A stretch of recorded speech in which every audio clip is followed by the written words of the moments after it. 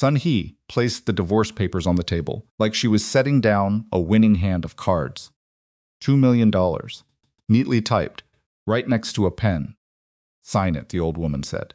Take the money. Disappear. Amara Whitlock, the wife of the most feared man in that entire city, looked down at those papers. Her hands were steady. Her face was unreadable. But inside, something was breaking, in a way she hadn't let herself feel in 3 years. She didn't sign. She pushed the pen back across the table. And that single quiet act of refusal was about to change everything, because what none of them knew was that Kang Jae-min had never left. If you've ever been underestimated by someone who should have respected, you stay with me. You'll want to see how this ends. Subscribe to this channel and follow this story all the way through, because I promise you, the ending is worth every minute. And while you're watching, drop a like and tell me in the comments what city or country you're watching from. I want to see how far this story travels. The morning had started the way most mornings started in the Kang estate when Jae-min was home with careful silence. Not the comfortable kind of silence, the kind that settles between people who know each other, well enough that words aren't always necessary. This was the other kind, the managed kind, the kind that required effort from everyone in the room to maintain, the way you hold your breath when you're passing something fragile. Amara had learned to read that silence in her first month of marriage.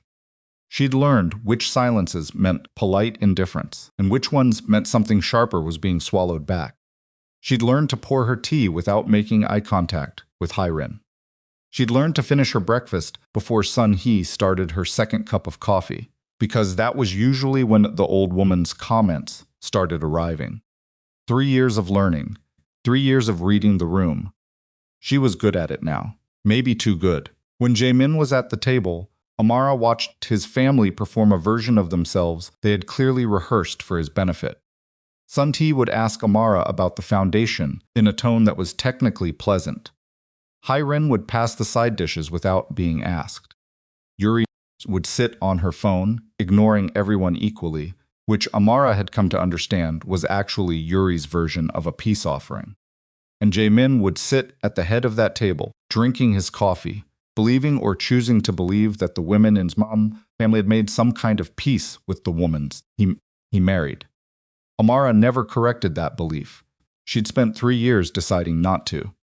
That morning, Jae-min had kissed her at the top of the stairs before she came down for breakfast, quick, distracted, his mind already on whatever meeting had him pulling at his collar. He'd told her he'd be back late, maybe very late. He'd squeezed her hand without looking at her face, and she'd told him to eat something before he left, and he'd given her the half-smile that still, after 3 years, did something embarrassing to her heartbeat. Then he was gone, or at least that's what everyone thought. Amara came downstairs to a breakfast table that had already shifted its temperature. She felt it the moment she stepped into the room, something relaxing in the wrong direction, the way an animal relaxes when the threat it's been watching finally turns its back. Sun-hee was already seated. Hyrin was pouring tea with her back to the door. Yurti was sitting sideways in her chair, one leg dangling over the armrest, scrolling through something on her phone with the particular kind of boredom that meant she was paying more attention than she appeared to be. Amara sat down. She reached for the coffee pot, and for the first 30 seconds, no one said anything. Then Yuri put her phone face down on the table. That was when Amara knew. "I found something," Yuri said, like she was sharing a casual observation. Like she'd found an interesting article online. She slid a photograph across the table. With 2 fingers, not handed it, slid it, the way you'd push something towards someone you expected to recoil from. Amara looked at it. A woman, Korean, probably her age, maybe a year or 2 older. Beautiful in the specific way that money sharpens certain kinds of beauty. Standing beside a younger Jae-min at some formal event, his hand at the small of her back, both of them caught mid-law at something off-camera. "Mina," Yuri said. In case you were wondering, Amara kept her expression neutral. She knew the name. She'd heard it exactly once, from Jae-min himself, early in their relationship, delivered in a tone that made clear it was history and not a discussion. She'd never asked follow-up questions. She'd never needed to. She was Going to be his wife, Yuri continued, with the cheerful casualness of someone detonating something they've been holding for a while. Before you, the family had already started planning. Yuri. Hiren's voice was mild, not a correction, more like the verbal equivalent of a hand signal that meant not yet. Amara picked up her coffee cup. She took a sip. She set it down. I know who Mina is, she said. Jae-min told me. That was a small lie. He'd mentioned the name. That wasn't the same as telling her. But she understood instinctively that this moment required her to appear unmoved, and appearing unmoved required her to appear informed. Yuri's smile thinned slightly. She'd wanted a reaction, and hadn't gotten one. Sun-hee set down her own cup with the particular precision of a woman who has always understood that small gestures carry weight. She looked at Amara the way a judge looks at evidence. Mina's family and ours have done business together for 40 years, Sun-hee said. She understands this world. She was raised inside it. A pause. You understand what I'm saying. I understand what you're saying, Amara said. I just disagree with the conclusion. The conclusion, Sun-hee repeated, like she found the words slightly amusing. That understanding a world someone was born to is more valuable than choosing to be part of it. Amara met the older woman's eyes. Jae-min had every opportunity to marry the woman you chose for him. He didn't. That was his choice, not mine. Sun-hee studied her for a long moment. Yes, she finally said. It was. And somehow the way she said it made it sound like a failure rather than a fact. Breakfast ended without escalation, but something had shifted. Amara felt it, the way you feel a change in air pressure before a storm. The morning had been the opening move in something, and she didn't know yet how many moves there were after it. She found out over the following days. It started quietly. A phone call from her foundation's event coordinator. 2 donors had withdrawn from the upcoming fundraiser. No explanation, just polite regrets. Amara made some calls. Got polite regrets from the donors directly. One of them let something slip, an offhand comment about complications with the Kang family name, and then caught himself and changed the subject. She sat with that information for 2 days before she admitted to herself what it meant. She didn't tell Jae-min. She told herself it was because she didn't have enough information. She told herself she was still gathering evidence, still determining whether she was reading the situation correctly. But the honest answer, the one she would only admit to herself in the quiet of 3 a.m, when Jae-min was asleep beside her and she was staring at the ceiling, the honest answer was that she was protecting him. Not from the truth, from the position. Because if she told him, he would have to choose. And she'd watched this family long enough to understand that being asked to choose between your wife and your blood, even when you would always choose, your wife was a wound that didn't fully heal. She didn't want to be the person who inflicted that wound. She didn't want him to look at her across years of future dinners and remember that she was the reason things had fractured. So she stayed quiet. She found new donors. She restructured 2 events. She kept the foundation running through the disruption, without letting anyone on her team know why the disruption had happened. She was good at keeping things together. She'd been doing it her whole life. The second blow came on a Thursday. A senior member of the foundation's board called her, uncomfortable and apologetic, to tell her that someone had been in contact with several of their partner organizations, spreading concerns, questions about management, about finances. Nothing specific enough to be actionable, but specific enough to be damaging. Amara thanked him for telling her. She hung up the phone and sat for a full minute without moving. Then she called her attorney and started documenting everything. She still didn't tell Jae-min. She was carrying more than he knew. She was carrying it deliberately because she'd made a decision early in her marriage that she wasn't going to be the kind of wife who required her husband to fight her battles. Not, she thought, needing help was weakness, but because she understood what it would cost him, specifically this family, to go to war on her behalf. She loved him enough to carry the weight herself. That was her mistake, not the love, the silence. The summons came on a Saturday afternoon. One of Sun-hee's assistants appeared at her study door and asked with practiced neutrality whether she was available to meet with the family in the formal sitting room. Amara recognized the language, available, as if she had a choice. She changed her clothes not because she was trying to perform anything, but because she had learned that walking into difficult rooms looking put together gave her a specific kind of advantage. It wasn't armor exactly. It was just that when your composure is unquestionable, people have to work harder to unsettle it. She walked into the formal sitting room. Sun-hee, Hai-rin, and Yuri were all seated.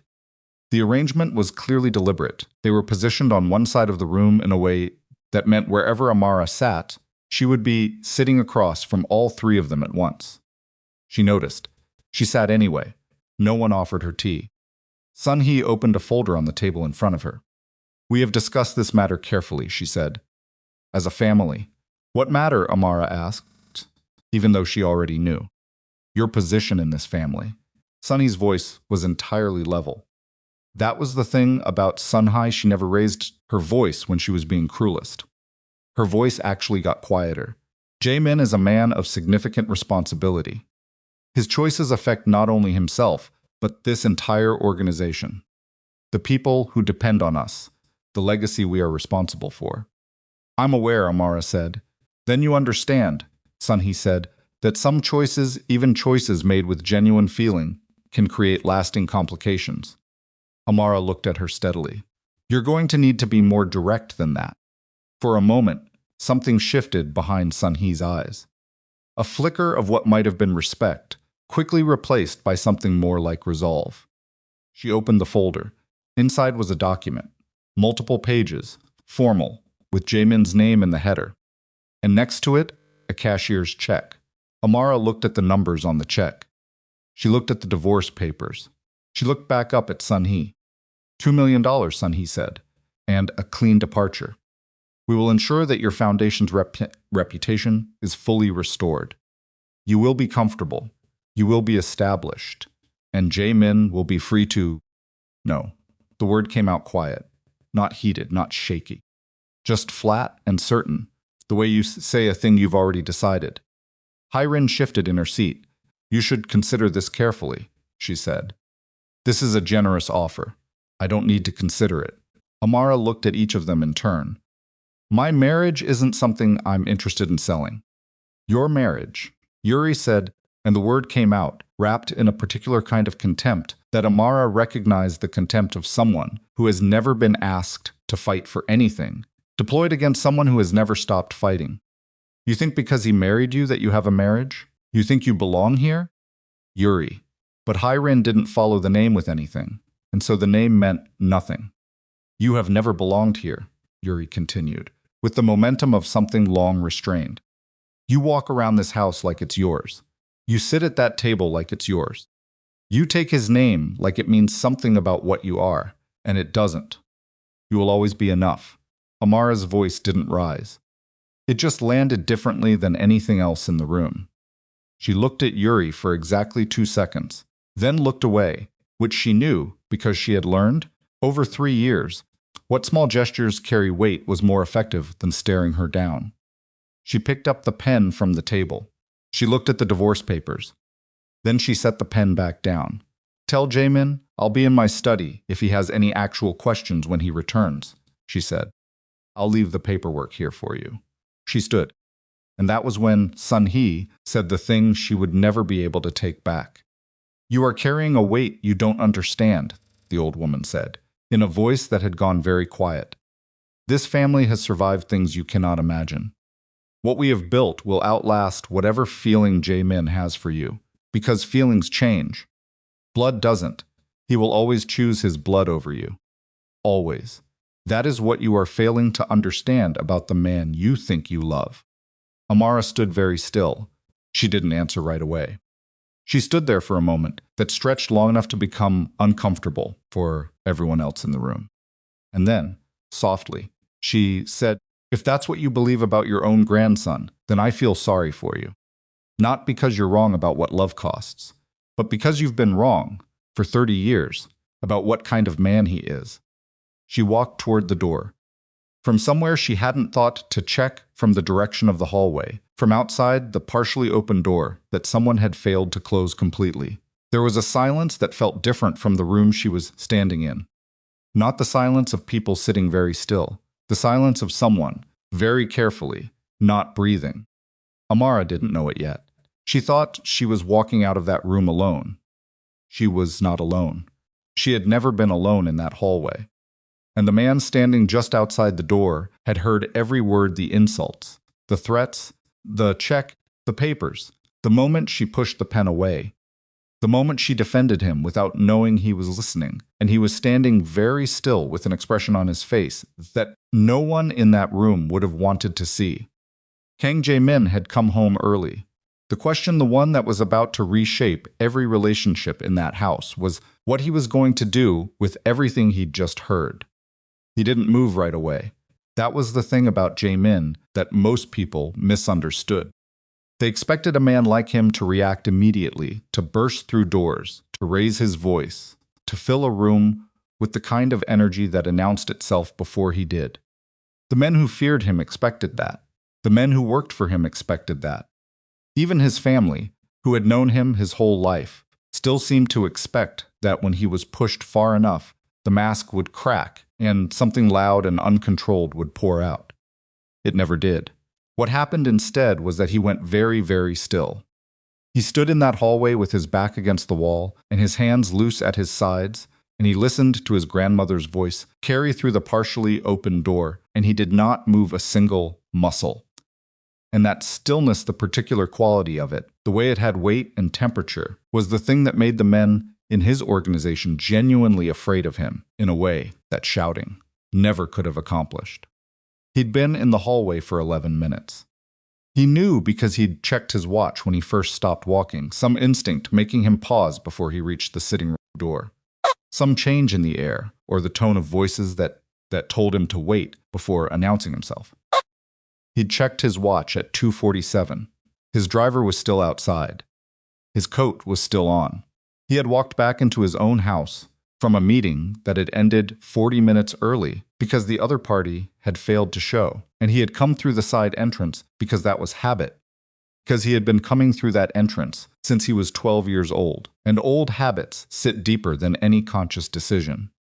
And so no one had heard him come back, so he had heard everything. He heard Yuri's voice, his younger sister, who he had defended more times than he could count, who he had bailed out of 2 separate disasters in the last 3 years alone, whose allowance he had never once questioned, even when the amounts became quietly ridiculous. He heard her voice do something to the word marriage that made his jaw tighten. He heard his mother's silence. Hi-Rin, who could have stopped it?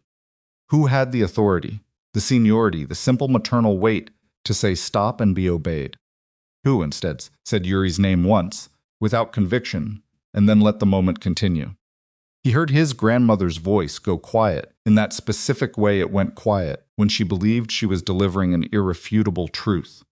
He will always choose his blood over you. He stood in the hallway and let that sentence sit inside his chest, and he thought about all the times he had believed he was protecting his family by giving them the benefit of the doubt. All the times Amara had come home from a day at the estate with something slightly closed off behind her eyes, and he had told himself she was tired. She was adjusting. These things took time.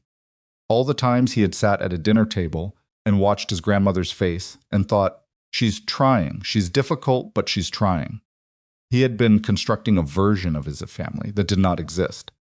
That understanding arrived not like a revelation, but like the final piece of something he'd been refusing to finish assembling, and the completed picture was worse than any individual piece had suggested. He heard the door from the inside of the sitting room, the soft sound of Amara's chair moving, and he understood she was about to walk out. He stepped back, not far, just enough to be out of immediate sightline if she came through the door quickly. He wasn't hiding, he was deciding. There was a difference, though in that moment it would have been hard to explain what the difference was. He heard Amara's footsteps stop before she reached the door. He heard his grandmother speak, and then he heard Amara's answer, quiet, measured, with something underneath it that he recognized as a kind of grief that had been carried a very long time. I feel sorry for you. Not because you're wrong about what love costs, but because you've been wrong for 30 years about what kind of man he is. She was defending him. She was walking out of a room where his family had just tried to buy her silence, where they had threatened her father and dismantled years of her work, and placed divorce papers in front of her like she was a business problem to be resolved. And she was defending him. Not demanding he choose. Not building a case. Not positioning herself as the wronged party who needed his intervention. Just defending him. Quietly. With a kind of certainty that didn't require an audience. He stood in the hallway and felt something shift in the part of him that had, over years of running an empire built on other people's fear, grown very practiced at not feeling things in real time. He heard her footsteps moving toward the door. He made a decision. He didn't move. He let her walk past him. She came through the doorway and turned in the direction of the main staircase without looking back, and she didn't see him standing 8 feet away in the shadow of the corridor, and he let her go because the conversation he needed to have with her was not the one that needed to happen first. He waited until her footsteps faded on the stairs. Then he straightened his jacket. He checked his watch. 2:58. He walked to the sitting room door. He pushed it open. Sun-hee looked up.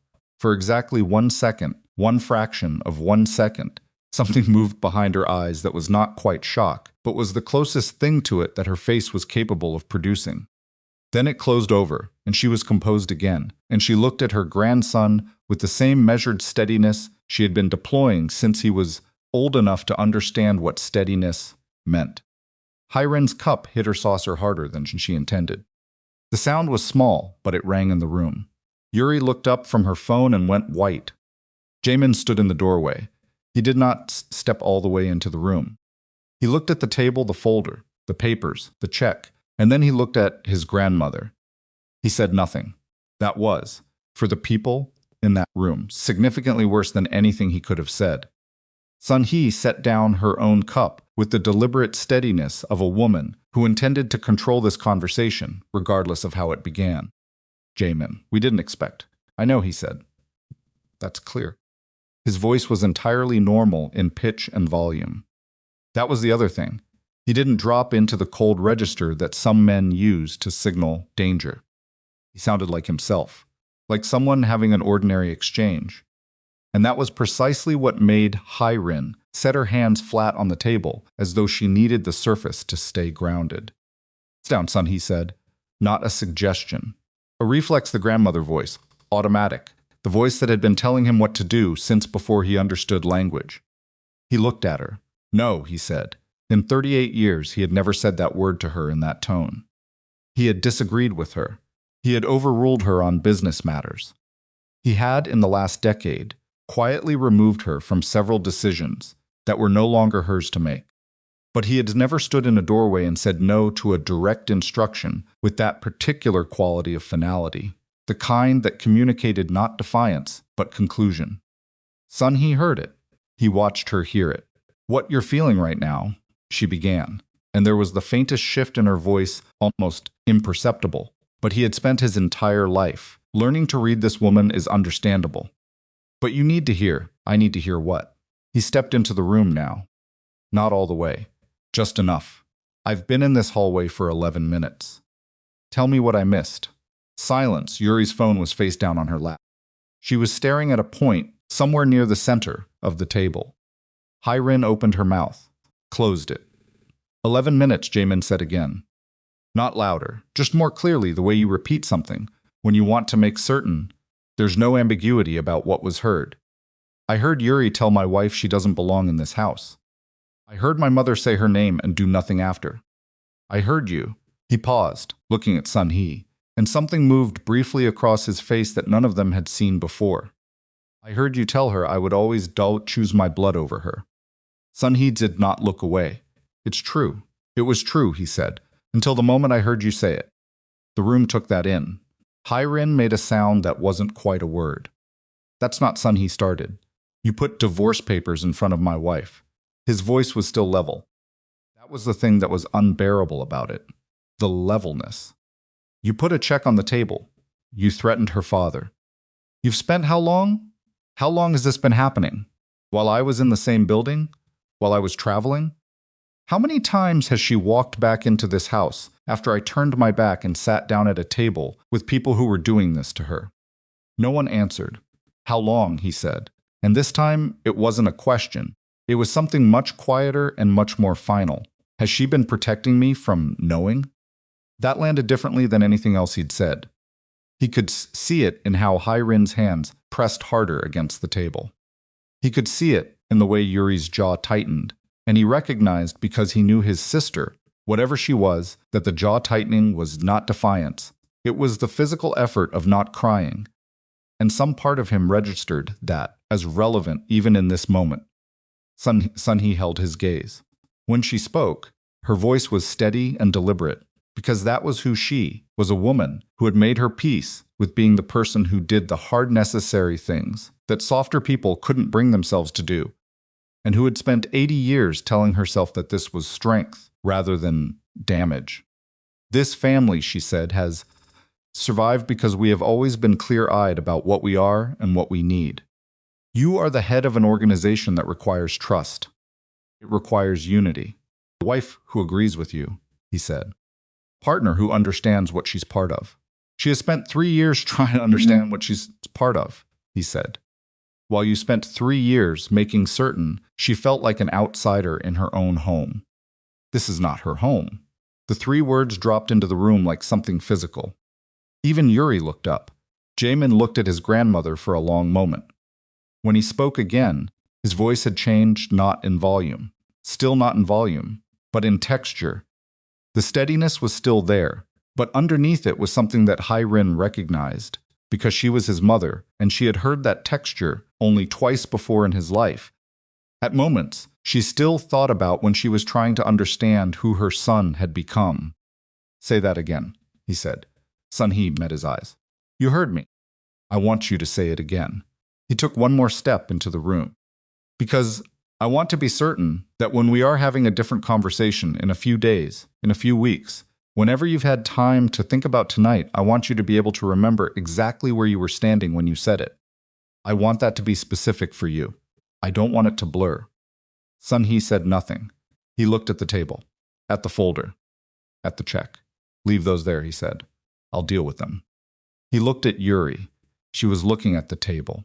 He studied her face for a moment, his little sister, who at 26 still managed to look 17 when she was ashamed, and he said quietly, We're going to talk. Not tonight, but soon. Yuri nodded at the table. He looked at his mother last. Hai-rin, who had raised him, who had sat beside him at every difficult table of his life, who he had genuinely believed understood him better than anyone in this family. She was looking at him now with something in her eyes that he recognized as regret, but it was the specific kind of regret that comes from being caught rather than the kind that comes from genuine reckoning. And he filed that distinction away in the part of his mind that kept track of who people were when they believed no one was watching. We'll speak tomorrow, he told her. He picked up the folder. Check. He tucked them under his arm like they were documents from an unremarkable meeting. Then he walked out of the room. He went up the stairs, and his footsteps were quiet because he had always moved quietly. And he went to the second floor, and he stood outside the door of his study for a moment. On the other side of the hall, the light was on under the door of Amara's workspace, the room she had converted into an office for foundation work, the one she'd spent a weekend rearranging, without asking for help or permission, because she was that kind of person, the kind who figured things out independently and then mentioned it afterward as a fact rather than an accomplishment. He stood in the hallway between his door and hers. He thought about going to her. He thought about what he would say. I was there. I heard everything. Simple. Immediate. The kind of conversation that ended one thing and started another. And he was not afraid of that conversation. But he understood because he was a man who had spent years understanding the difference between the right move and the right moment, that there was a specific kind of care required here. She had walked out of that room tonight having not told him. She had protected him from knowing. That was the thing he kept returning to. She had been carrying this by herself, for reasons he understood without needing her to explain them. And she had done it out of love, and love like that deserved to be met with more than immediacy. He needed to think. He needed to understand the full shape of what had been happening before he walked through her door. He went into his study. He sat down without turning on the lamp. He placed the folder and the check on the desk in front of him in the dark. And he sat for a long time, thinking about the past 3 years, with the different understanding he now had of them, which was like looking at a room you've lived in for years. After someone repositions, the furniture, the room is the same room, but nothing sits where you believed it to sit. He thought about every time he'd come home and Amara had been quietly withdrawn for a day or two before she resurfaced into herself. He had chalked it up to the pressures of the foundation, to the adjustments of a woman building a career, while also navigating a complicated marriage in a complicated family. He had told himself that she would come to him if something was seriously wrong. She hadn't come to him, not because she didn't trust him, because she trusted him too much to put him in an impossible position. That distinction sat inside his chest and did something to him that he didn't have an easy word for. He opened the folder. In the dim light from the window, he read through the divorce papers. Properly drafted, proper legal language, prepared by someone who knew what they were doing. He flipped to the back page. His name was pre-printed on one signature line. Amara's on the other. He closed the folder. He picked up the check. $2 million. His grandmother's account, which was technically still in her name, because he had never gotten around to removing that particular thread of financial autonomy from her. An oversight he was now reclassifying as a serious failure of attention. He set the check back down. Then he picked up his phone. He made 2 calls. The first to his head of security, a man named Do Chan-woo, who had been with him for 9 years and who asked exactly 0 unnecessary questions. He told Chan-woo what he needed. Chan-woo confirmed it would be handled by morning. The second call was to his attorney. He spoke for 4 minutes. The attorney, to his credit, also asked 0 unnecessary questions. He said he would have the initial paperwork ready within 24 hours. Jae-min ended the call and set the phone on the desk and looked at the folder in the dark. He was not an impulsive man. He had built everything he had on the understanding that impulsive men lost. They reacted, and then they had to manage the consequences of their reaction, and managing consequences was always more expensive in time, in money, in other people's trust than thinking before you moved. But he also understood that there were moments when waiting was its own kind of decision, and not always the right one. He stood up. He went to the door of his study, crossed the hall, and knocked twice on the door of Amara's office. Pause. Then her voice slightly guarded. "Come in." He opened the door. She was at her desk. Her laptop was open, but the screen had gone dark, which meant she had been sitting in front of it without actually working. There was a cup of something tea, probably. She had been drinking more tea than coffee lately, on the corner of the desk, and it had clearly gone cold. Her shoulders, when he came in, did the thing they did when she was bracing, for something she didn't know the shape of yet. She looked at him. He looked at her. He said, "I came back early." The silence that followed was 3 seconds long, but it had the density of something much longer. He watched it move across her face, the sequence of it, the understanding arriving in stages. Her eyes changed. "How early?" she said. Not a question exactly. "Early enough," he said. "I was in the hallway. I heard most of it. I think I heard all of it." She was very still. "Amara," he said. "Don't," she said. And her voice was steady, but there was something just underneath the steadiness that was not steady at all, something that had been held in place for a very long time. "Don't apologize, please. I can't if you apologize right now. I'm going to." "I'm not apologizing." He stepped fully into the room and closed the door behind him. "I'm asking you how long." She looked at him. "How long has this been happening?" he said. "Not today. Not the last week. How long?" She held his gaze for a moment. Then she looked at her hands on the desk. "A while," she said. "Define a while." She exhaled slowly. "Since about 6 months in." Kept his voice even. "That's 2.5 years." "Yes. And you didn't. I know what I didn't do." Her voice didn't rise, but it sharpened. The way her voice sharpened when she was saying something she'd rehearsed. Not because she was being dishonest, but because she'd thought about it so many times that the words had worn grooves. "I know I should have told you. I made a decision not to. And I knew when I made it that it might look like that you might think.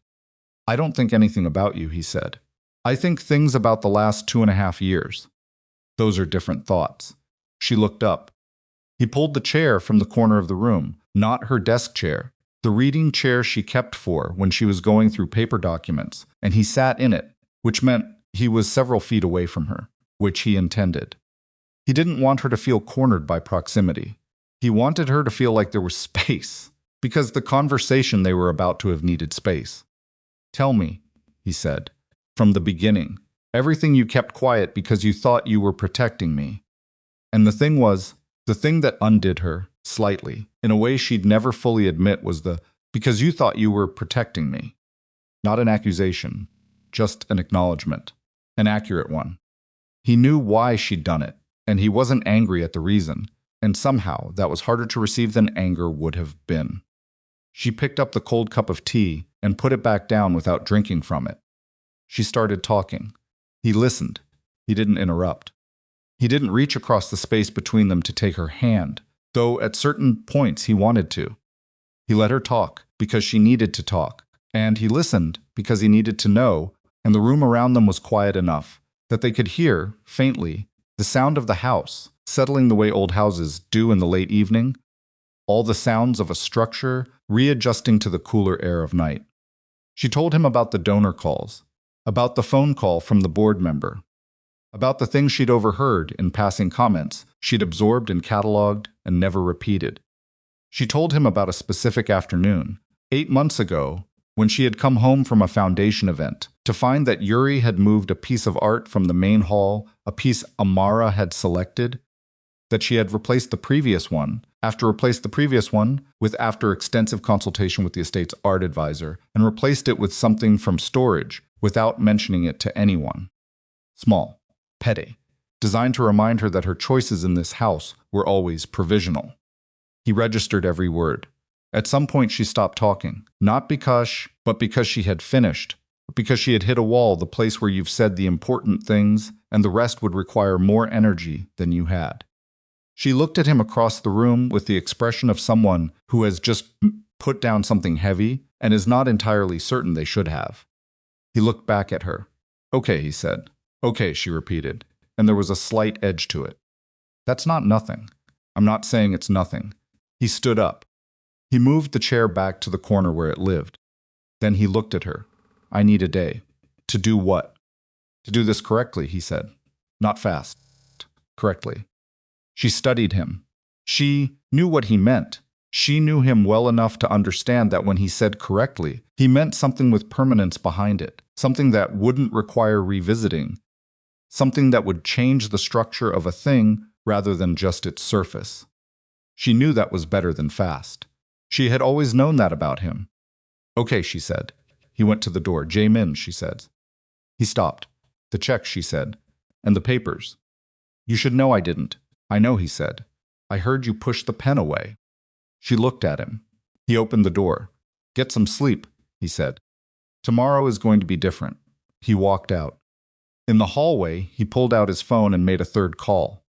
This one to the head of his family's financial management office, a man named Park Sung-jin, who had been managing the Kang family's legitimate assets for 15 years, and who answered on the second ring, despite it being past 10 in the evening.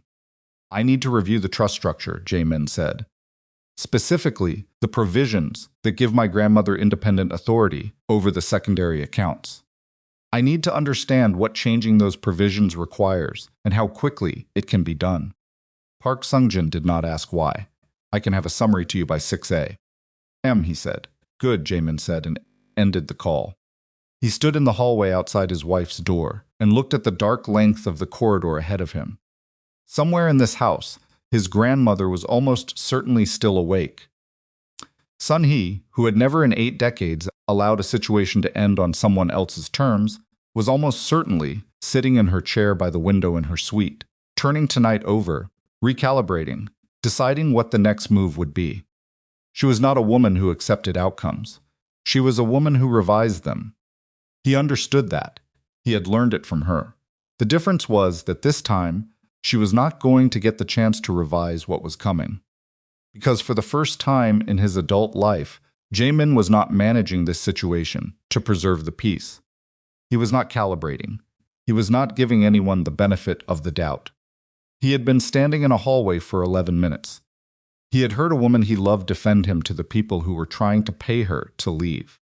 He had made 3 phone calls. By morning, the shape of this family would already be changing quietly, structurally, in ways that would not become visible until he chose to make them visible. And when he made them visible, it would be in front of everyone, in a room where no one could pretend they hadn't heard, in a setting where the choice he was making was unmistakable and irreversible. He walked down the corridor toward his own room.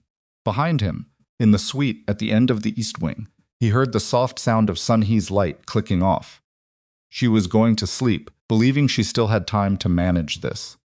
She didn't know yet that the moment she told his wife, he will always choose his blood, she had handed him the one thing that removed every hesitation he'd been carrying, every careful, dutiful, filial hesitation that had kept him from seeing clearly what had been happening in his own house for 2.5 years. He had chosen. He had chosen the moment he heard Amara push that pen away. The rest was just logistics, and Kang Jae-min had never, in his entire life, been anything less than precise about logistics. The 6 a.m. summary from Park Sungjin arrived at 5:47. Jae-min was already awake. He had slept for perhaps 3 hours, not because he was troubled in the way that keeps men staring at ceilings, but because his mind had shifted into the particular operational mode. It entered, before significant decisions, a state of low-level processing that wasn't quite sleep and wasn't quite wakefulness, where he turned problems over slowly in the dark until their edges became familiar enough to handle. He read the summary at his desk with his first coffee of the morning, still in the clothes he'd worn the night before because he hadn't bothered changing before he sat down. The trust structure was more complicated than he had realized. Sun-hee's independent authority over the secondary accounts had been established 22 years ago, written into the family trust at a time when Jae-min's father was still alive, and Sun-hee was the operational center of gravity for the entire organization. Provision had never been revisited, because no one had ever imagined a reason to revisit it. It was one of those structural decisions that calcifies over time, that becomes invisible, because it has always been there. The way you stop seeing furniture you've walked past for 2 decades. Removing that authority required either Sun-hee's voluntary signature or a formal challenge to the trust structure through the family council, a body that had not been convened in 11 years and whose composition included 3 senior relatives who owed their current positions directly to Sun-hee's endorsement. Jae-min read that paragraph twice. Then he set down the summary and looked at the wall for a moment. He picked up his phone and called Park Sungjin directly. Family Council, he said without preamble. Who are the current members? Sungjin listed them. Jae-min knew all 4 names. He had worked alongside 3 of them for years.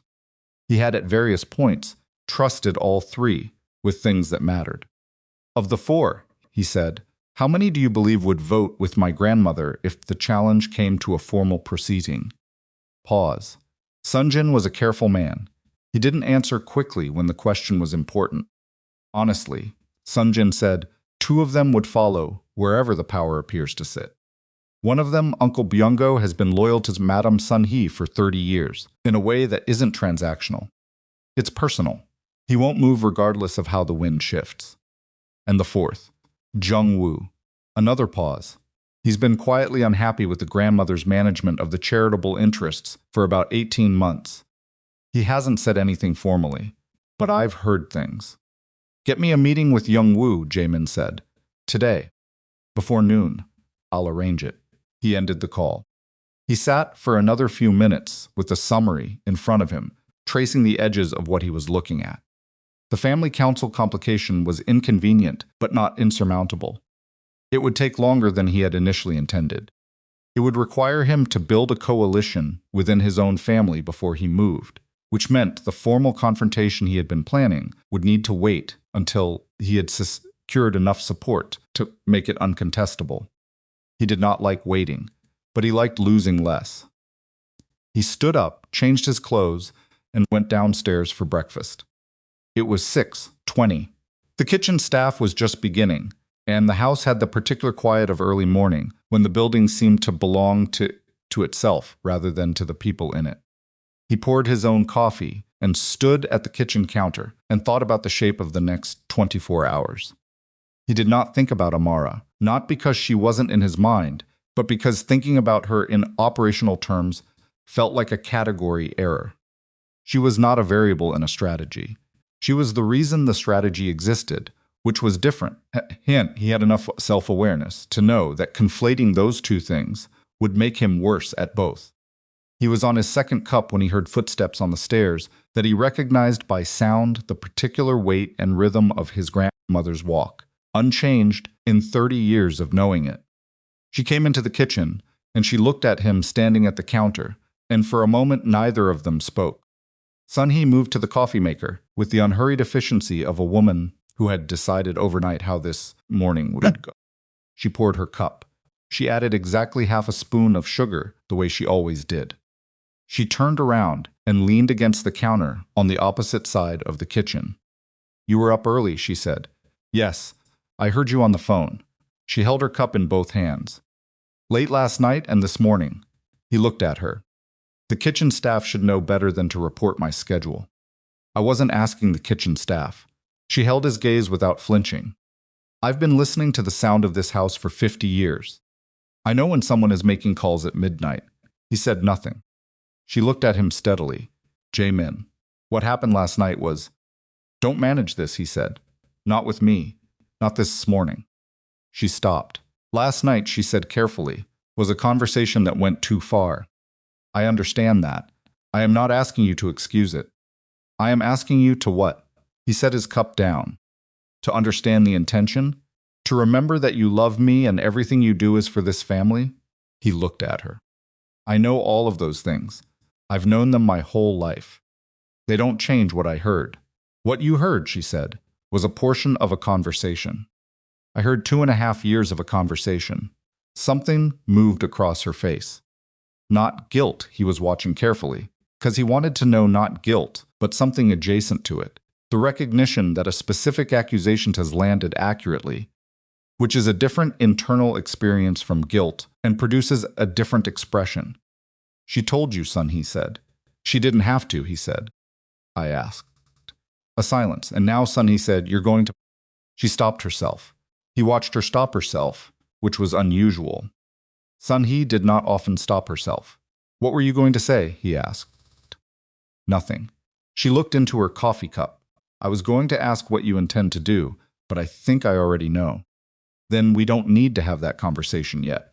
He picked up his cup. "I'm meeting with Jung-woo this morning." The effect was immediate and almost satisfying in its precision. Her head came up. Her hands, around the cup, shifted not much, just enough to register.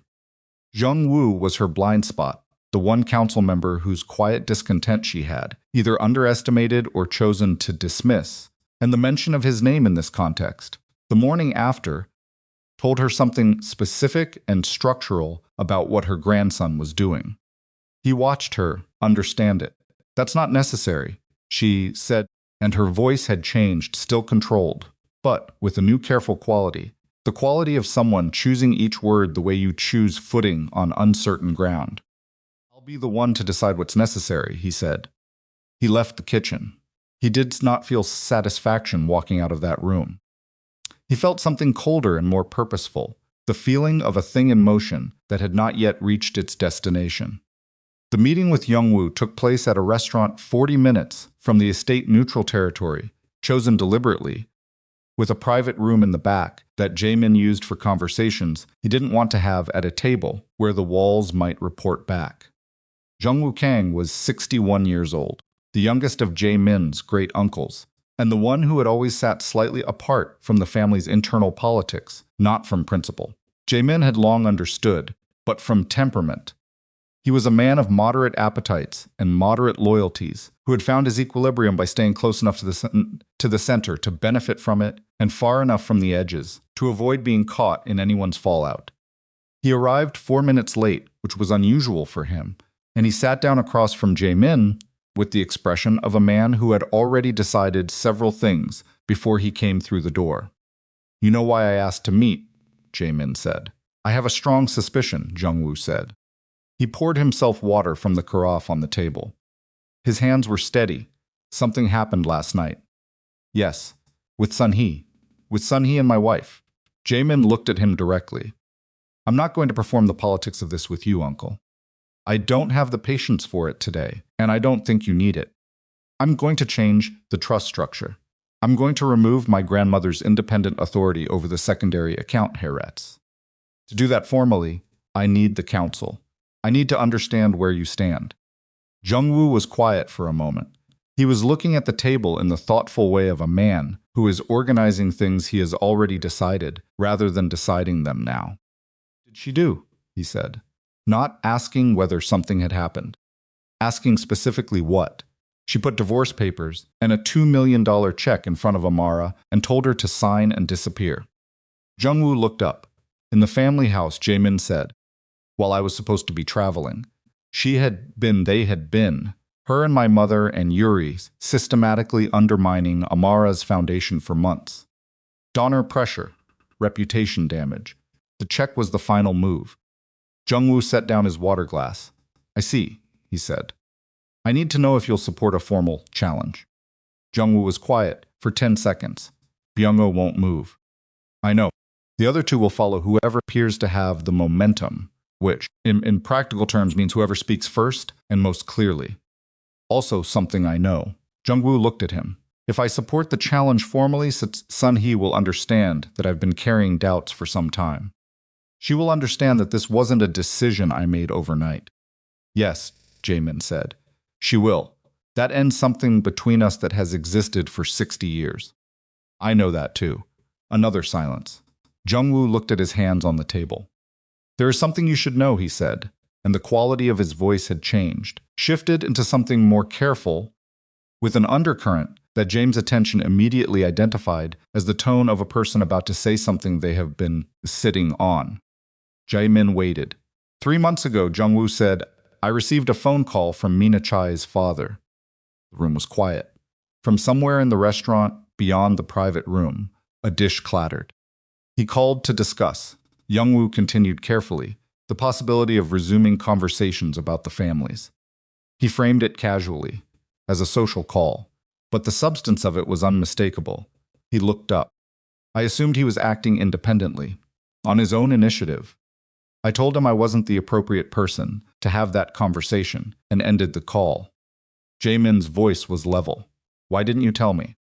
"Because I believed it was irrelevant. You are married." The question was settled. "It was not irrelevant," Jae-min said. 3 months ago, my wife's foundation began losing donors." The connection between those two sentences sat in the room between them for a moment before Jung-woo's face registered it slowly, with the particular expression of a man watching something he thought was a coincidence reorganize itself into a pattern. "You think Sun-hee and the Chae family have been in contact," Jung-woo said. "I think," Jae-min said precisely, "that I need to know for certain before I move. If my grandmother has been coordinating with the Chae family to destabilize my wife's foundation, the trust structure is not the only thing that needs to change." Jung-woo sat back in his chair. "That's a serious accusation," he said. "I'm not making it as an accusation yet. I'm making it as a question." Jung-woo was quiet for a moment. Then he reached into his jacket pocket and set his phone on the table. He navigated to something. Jae-min watched his fingers move on the screen, and he turned the phone around and pushed it across the table. It was a photograph of a letter, handwritten, in his grandmother's handwriting, which Jae-min knew as well as his own. He read it. It was not addressed to anyone by name. It was composed with the careful obliqueness of someone who understood that written communications could be found. But it was unambiguous to anyone reading it with full context, an expression of shared concern, a reference to the current situation requiring patient management, a suggestion that certain social and financial pressures might accelerate a natural correction, and a closing line that read, in his grandmother's precise brushwork, "The right result will benefit both families. I trust your patience as I trust my own." Jae-min read it twice. Then he looked up at Young Woo. Where did you get this? He said. The Chai family's youngest daughter, Jung Woo, said. She's been in a relationship with someone in my son's social circle for about a year. She came to my son 2 weeks ago. Apparently, she doesn't share her father's enthusiasm for this plan. She gave him the photograph. He gave it to me. A pause. I didn't know what to do with it. I was waiting. For what, Jae-min said. Jung-woo met his eyes. For you to ask. Jae-min sat with that for a moment. The room around him was very still. He was aware of the sound of his own breathing, of the slight weight of his jacket across his shoulders, of the texture of the table under his hand. He was aware of these things because he was using the awareness of them to stay in the clinical part of his mind, rather than the part that was doing something adjacent to what he imagined ordinary men called rage. He was not an ordinary man. He did not do things adjacent to rage. He did things adjacent to decision. He picked up his phone. He called Chan-woo. I need everything you can find on communications between my grandmother and chairman of Che Industries, he said. Phone records, if accessible. Any meetings, any intermediaries. I need it within 6 hours. He ended the call. He looked at Jung-woo. The formal challenge to the trust, he said. I need your answer today. Jung-woo looked at him steadily for a moment. Then he nodded once. You have it, he said. Jae-min drove back to the estate. He did not go inside immediately. He sat in the car for 3 minutes in the driveway, with the engine off, looking at the front of the house. He had grown up inside these walls. He had run through these hallways as a child and learned to walk carefully through them as a teenager and understood their full weight as an adult. He had brought Amara here because he believed that the things he had built inside this structure were solid enough to hold what he was asking them to hold. He had been wrong, not about the love, not about the marriage, about the structure, about what was underneath the polished surface of the family he had inherited and believed he understood. He went inside. The house was quiet in the way of mid-morning staff moving through their routines, the subtle background machinery of a large household doing its ordinary work. He went upstairs, and he stopped at the door of Amara's office, and he knocked. No answer. He tried the handle. The room was empty. Her laptop was open on the desk, a spreadsheet visible on the screen: foundation finances, the current donor status, the numbers she had been rebuilding quietly and without complaint over the past several weeks. He stood in the middle of the room and looked at those numbers on the screen. He thought about the letter, about his grandmother's handwriting, about the phrase social and financial pressures, about the 3 months during which his wife had been watching her work slowly dismantled while he sat at dinners with the woman who was orchestrating it, and told himself that everyone was trying. He heard footsteps in the hallway Amara's, and he turned as she came through the door. She was carrying a notebook and had a pen tucked behind her ear, which was a thing she did when she had been somewhere in the house taking notes about something, thinking through a problem on paper because she processed better in writing. She stopped when she saw him standing in the middle of her office. You're back, she said. Just got back. She looked at him. She had learned over 3 years to read his silences. She read this one. What happened, she said. Come sit down, he said. She stayed where she was. You're making me nervous. I know. I'm sorry. He looked at her directly. I found something out this morning. I need to tell you, and I need you to hear it from me before anyone else says anything. She came into the room. She sat in her desk chair and turned it to face him, and she put the notebook on her desk, took the pen from behind her ear, and held it in both hands, and she looked at him with the steady look she had when she was bracing herself. He told her. He told her about Jung-woo, about the phone call to the Che family, about the letter. He watched her face move through a sequence he had not seen on her before, not hurt, not anger, but something more fundamental than either of those. Something that's had to do with the particular quality of a betrayal that reaches back in time and recontextualizes things you thought you understood. The donor calls, the board member's apology, the months of quiet erosion she had attributed to her mother-in-law's general hostility and her sister-in-law's pettiness. It had been coordinated, from the beginning, with an outside family. with a woman who was supposed to be his past. She was quiet for a long time after he finished. Then she said, "Did she know about the foundation when she started?" "Yes," he said. "I believe so." The timing suggests the donor pressure began within 2 weeks of the Jae family contact. Amara nodded. She was nodding the way people nod when they are not agreeing with anything but simply letting information settle into a structure that can hold it. She looked at her hands. She turned the pen over once. "I want to ask you something," she said, "and I want you to answer me honestly, even if the answer is complicated." "Okay. Did you know," she said, "that your grandmother had this kind of relationship with the Jae family? Not the specifics, just the nature of it, the level of involvement." He held her gaze. "I knew they had a business relationship that predated me. I knew my grandmother considered Mina an appropriate match before I met you. I did not know she had maintained active contact with that family after our marriage." She looked at him. "I believed," he said, "that my marriage settled the question." "You believed it settled the question for her," Amara said quietly. "The same way you believed she was adjusting." He didn't answer, because she was right and they both knew it. She stood up. She walked to the window and stood there with her back to him, looking out at the estate grounds below, and he watched the set of her shoulders and waited. "Been so careful," she said, "not to be the person who asks too much of you. I have been so careful not to put you in the middle. I gave up 2.5 years of telling you the truth because I thought I was protecting something." She turned around. "And the whole time, while I was being careful, she was building a campaign to get rid of me with a family she'd been in contact with since before we married." "Yes," he said, "that's accurate." "So my restraint," she said, and her voice was steady, but there was something raw underneath it, that he could hear clearly, was not neutral. "It was not just me being considerate. It was me giving her 2.5 years of uncontested time." The understanding between them, the thing they were both sitting with now, that neither of them had said directly, was that her silence, however loving its motivation, had functionally enabled a strategy that had nearly succeeded. That the divorce papers and the check had been the end of a long campaign, not an impulsive action.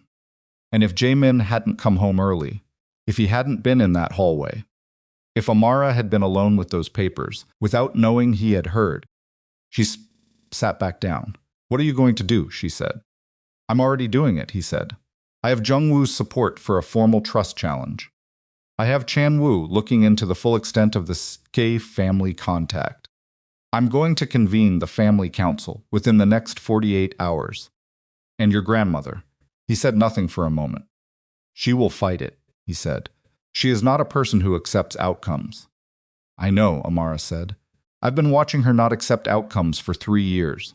A pause. "If she fights it formally, through the council, through whatever channel she has, what does that cost you?" He looked at her. "Jae-min." Her voice was quiet. "I am asking you a real question. Not a trap. I need to know what you're walking into." "Costs me the relationship with Byung-go permanently. It costs me some goodwill with two other senior relatives who will follow Sun-hee until it's clear she's lost and then will come back around. It costs me about 6 months of organizational energy that I would rather spend elsewhere." He looked at her steadily. "And it is worth every one of those costs." She held his gaze. Then her phone on the desk beside her lit up. She glanced at it. Something in her face shifted, a quick tightening, there and gone. She picked it up. She read what was on the screen, and whatever was left of her composure in that moment did something he had never seen it do in 3 years of knowing her. It didn't crack. It did something worse than cracking. It went blank. The specific blankness of someone who has received information that their mind is temporarily refusing to fully process. She handed him the phone. The message was from her foundation's communications director, a woman named Keisha, who had been with the foundation since its first year, and who did not send panicked messages. The message read, "Amara, Channel 7 is running a story tonight at 6. Someone gave them documents. Financial irregularities, the story says. It's not true. None of it is true, but they have documents that look real. They're saying misuse of donor funds. They're saying the money went somewhere it shouldn't have. I've been trying to reach you for an hour. Please call me." Jae-min read it twice. Then he looked up. Amara was watching him with that blank expression. That was not blankness at all, but the face of someone standing at the edge of something they cannot see the bottom of. Fabricated documents, he said. His voice had gone to a register she had not heard before. Not loud. The opposite of loud. They fabricated financial documents and gave them to a television station. She said nothing. This was already in motion, he said. Before his last night. Before the papers, before the check, this was the fallback. In case you refused. She stared at him. This is the contingency, he said. If the money didn't work, they destroy the foundation's credibility publicly. They make it impossible for you to keep working here. They make it impossible for donors to come back. They make it... He stopped. He looked at the phone in his hand. Then he looked at his wife, who was sitting very still in her chair, with her hands in her lap and her face doing that terrible, careful thing it did when she was holding something together by sheer force and nothing else. And he understood in that moment with sudden and complete clarity that the thing he had been calling logistics all morning was not logistics at all. This was a war. His grandmother had declared it, long before he knew it was happening, had fought it quietly for 2.5 years, and had now, in response to being cornered, escalated to scorched earth. He set Amara's phone down on the desk. He picked up his own. Called Chanwoo. The television story on Channel 7 tonight, he said. I need to know where those documents came from. I need a name. I need it in 3 hours. He ended the call. He looked at Amara. She was looking at him with an expression that was not quite desperation and not quite fury and not quite the face of someone asking to be saved. It was something more complicated than any of those things. The expression of a woman who has fought her own battles for years and is now confronting the fact that one of those battles has grown past the point where fighting it alone is a viable option. I need you to trust me for 48 hours, he said. She looked at him for a long moment. I've been trusting you for 3 years, she said. Question is whether you trust me enough to let me be part of what happens next. Not as the person you're protecting, as the person standing next to you. He looked at her, and he understood that she was right, that the way he had been thinking about this, the way he had been positioning himself as the one who would fix what had been broken, was the same instinct that had kept him from seeing clearly. For 2.5 years, the instinct to manage things on behalf of the people he loved rather than alongside them. He sat down across from her. Tell me, he said, what Keisha needs from you in the next 3 hours to get ahead of this story. And Amara, who had spent 3 years being careful and quiet and alone with the things she knew, picked up her phone and started to. Amara picked up her phone and started to talk. Not to Jae-min. To Keisha. She dialed while she was still processing, while the information was still finding its edges inside her chest, and when Keisha picked up on the first ring with a voice that was 3 degrees tighter than her normal voice, Amara said, I'm here. Tell me everything they have. Keisha talked for 4 minutes straight. Sentence and interruptly. Amara listened without interrupting, which was something she had trained herself to do in high-pressure situations, because interrupting people when they were delivering bad news made them edit. And edited bad news was always more dangerous than the full version. She listened, and she took notes on the pad beside her laptop, her handwriting smaller and more precise than usual, the way it got when she was operating on the part of her brain that didn't have room for anything except function. Jae-min sat across from her and watched her work. The documents, according to Keisha, were sophisticated. They were not crude forgeries. They were not the kind of thing a journalist would dismiss immediately on sight. They appeared to be internal foundation records, formatted correctly, with the right header information, showing a series of fund transfers over an 18-month period that, if real, would represent a significant and systematic misuse of donor contributions. The amounts were specific enough to be credible. The account numbers referenced were real foundation accounts, which meant whoever had constructed the documents, access to actual foundation information, had used real structural details as the scaffolding for the fabricated transfers. Someone inside, Amara said. That's what I'm thinking, Keisha said. Or someone who had access to someone inside. The formatting, the account details, you don't get that from the outside. Who has access to our internal documents? Current staff 12 people, Former staff 4 who left in the last 2 years. Board members 8, and external auditors, but they're a firm we've used for 3 years. I can't see why they'd. Pull the access logs for the past 6 months, Amara said. Every login, every document pull, every external share. Send it to me. It'll take me an hour. 50 minutes, Amara said. Not harshly, just specifically. She ended the call. She looked at Jae-min. Someone with access to the Foundation's internal systems built those documents, she said. Or someone who was fed the internal information to build them with. The Che family would have the resources to hire someone capable of that, he said. Your grandmother would know who to hire. They looked at each other. They used Foundation staff, Amara said. I need to know before Channel 7 runs that story. Because if I go to the station with a denial, and they have a source inside my organization, the denial makes it worse. How long do you have before broadcast? She checked the time. It was 11:14 in the morning, 6 hours and 46 minutes.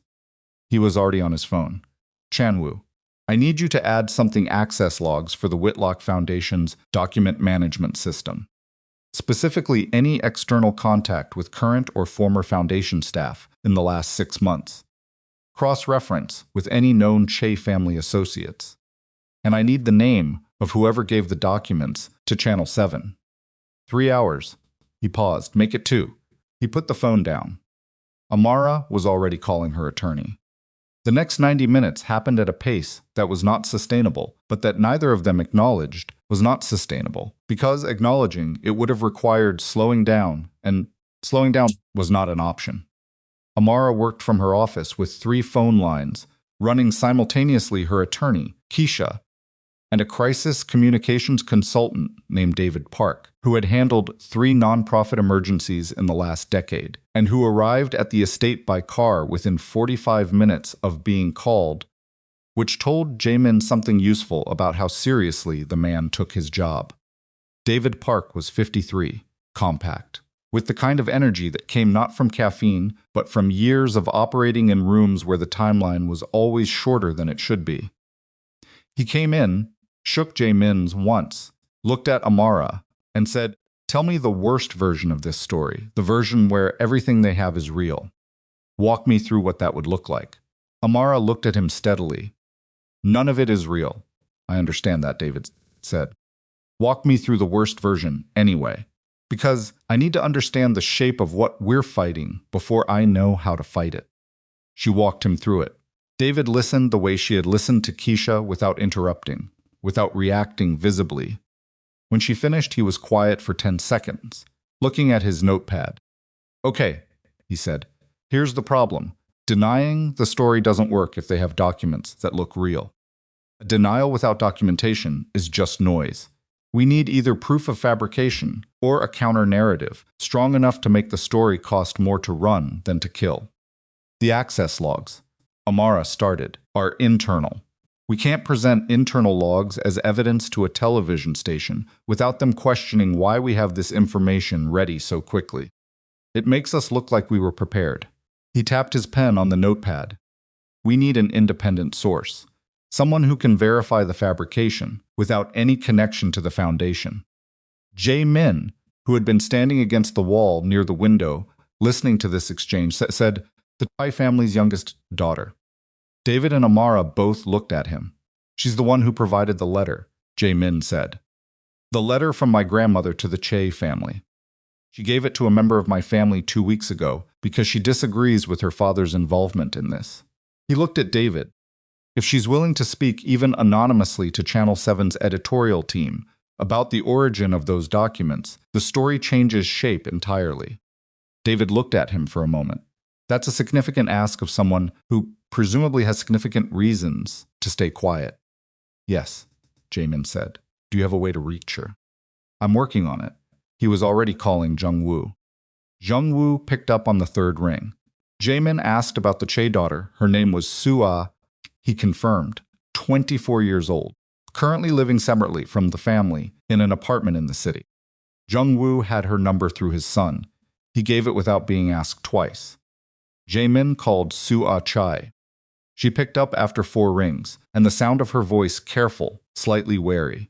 The voice of someone who has been waiting for a call they knew was coming, but hoped might not told him immediately that she understood who was calling and why. He identified himself. He heard her exhale once.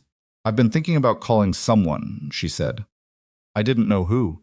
I need to ask you something directly," he said. "And I need you to answer me the same way, because we don't have a lot of time." "Okay. Do you know about the television story?" A pause. 3 seconds. "I found out this morning. My father was on the phone with someone." "I heard enough. Are you willing to speak to Channel 7? A longer pause. He could hear her breathing. He didn't fill the silence because some silences needed to stay empty while the person on the other end of them found their footing. "If I do this," she said. "My fam know," he said. "I know what it costs. Do you?" "Yes," he said, "I do." Another silence. "Then, what do you need from me specifically?" He told her, quickly, clearly, without minimizing what he was asking. When he finished, she was quiet again. "Give me 20 minutes, she said. "You have 15. She called back in 12. "I'll talk to them," she said. Anonymous source. "I won't name my father directly, not today. But I'll tell them enough about the origin of the documents that they'll have to verify before they run the story. And I'll tell them that if they run it without verification, I will go on record afterward. By name." "That's enough," he said. "Is it?" "It's enough to make them pause," he said. "And right now, a pause is what we need." He walked back into Amara's office and told David what he had.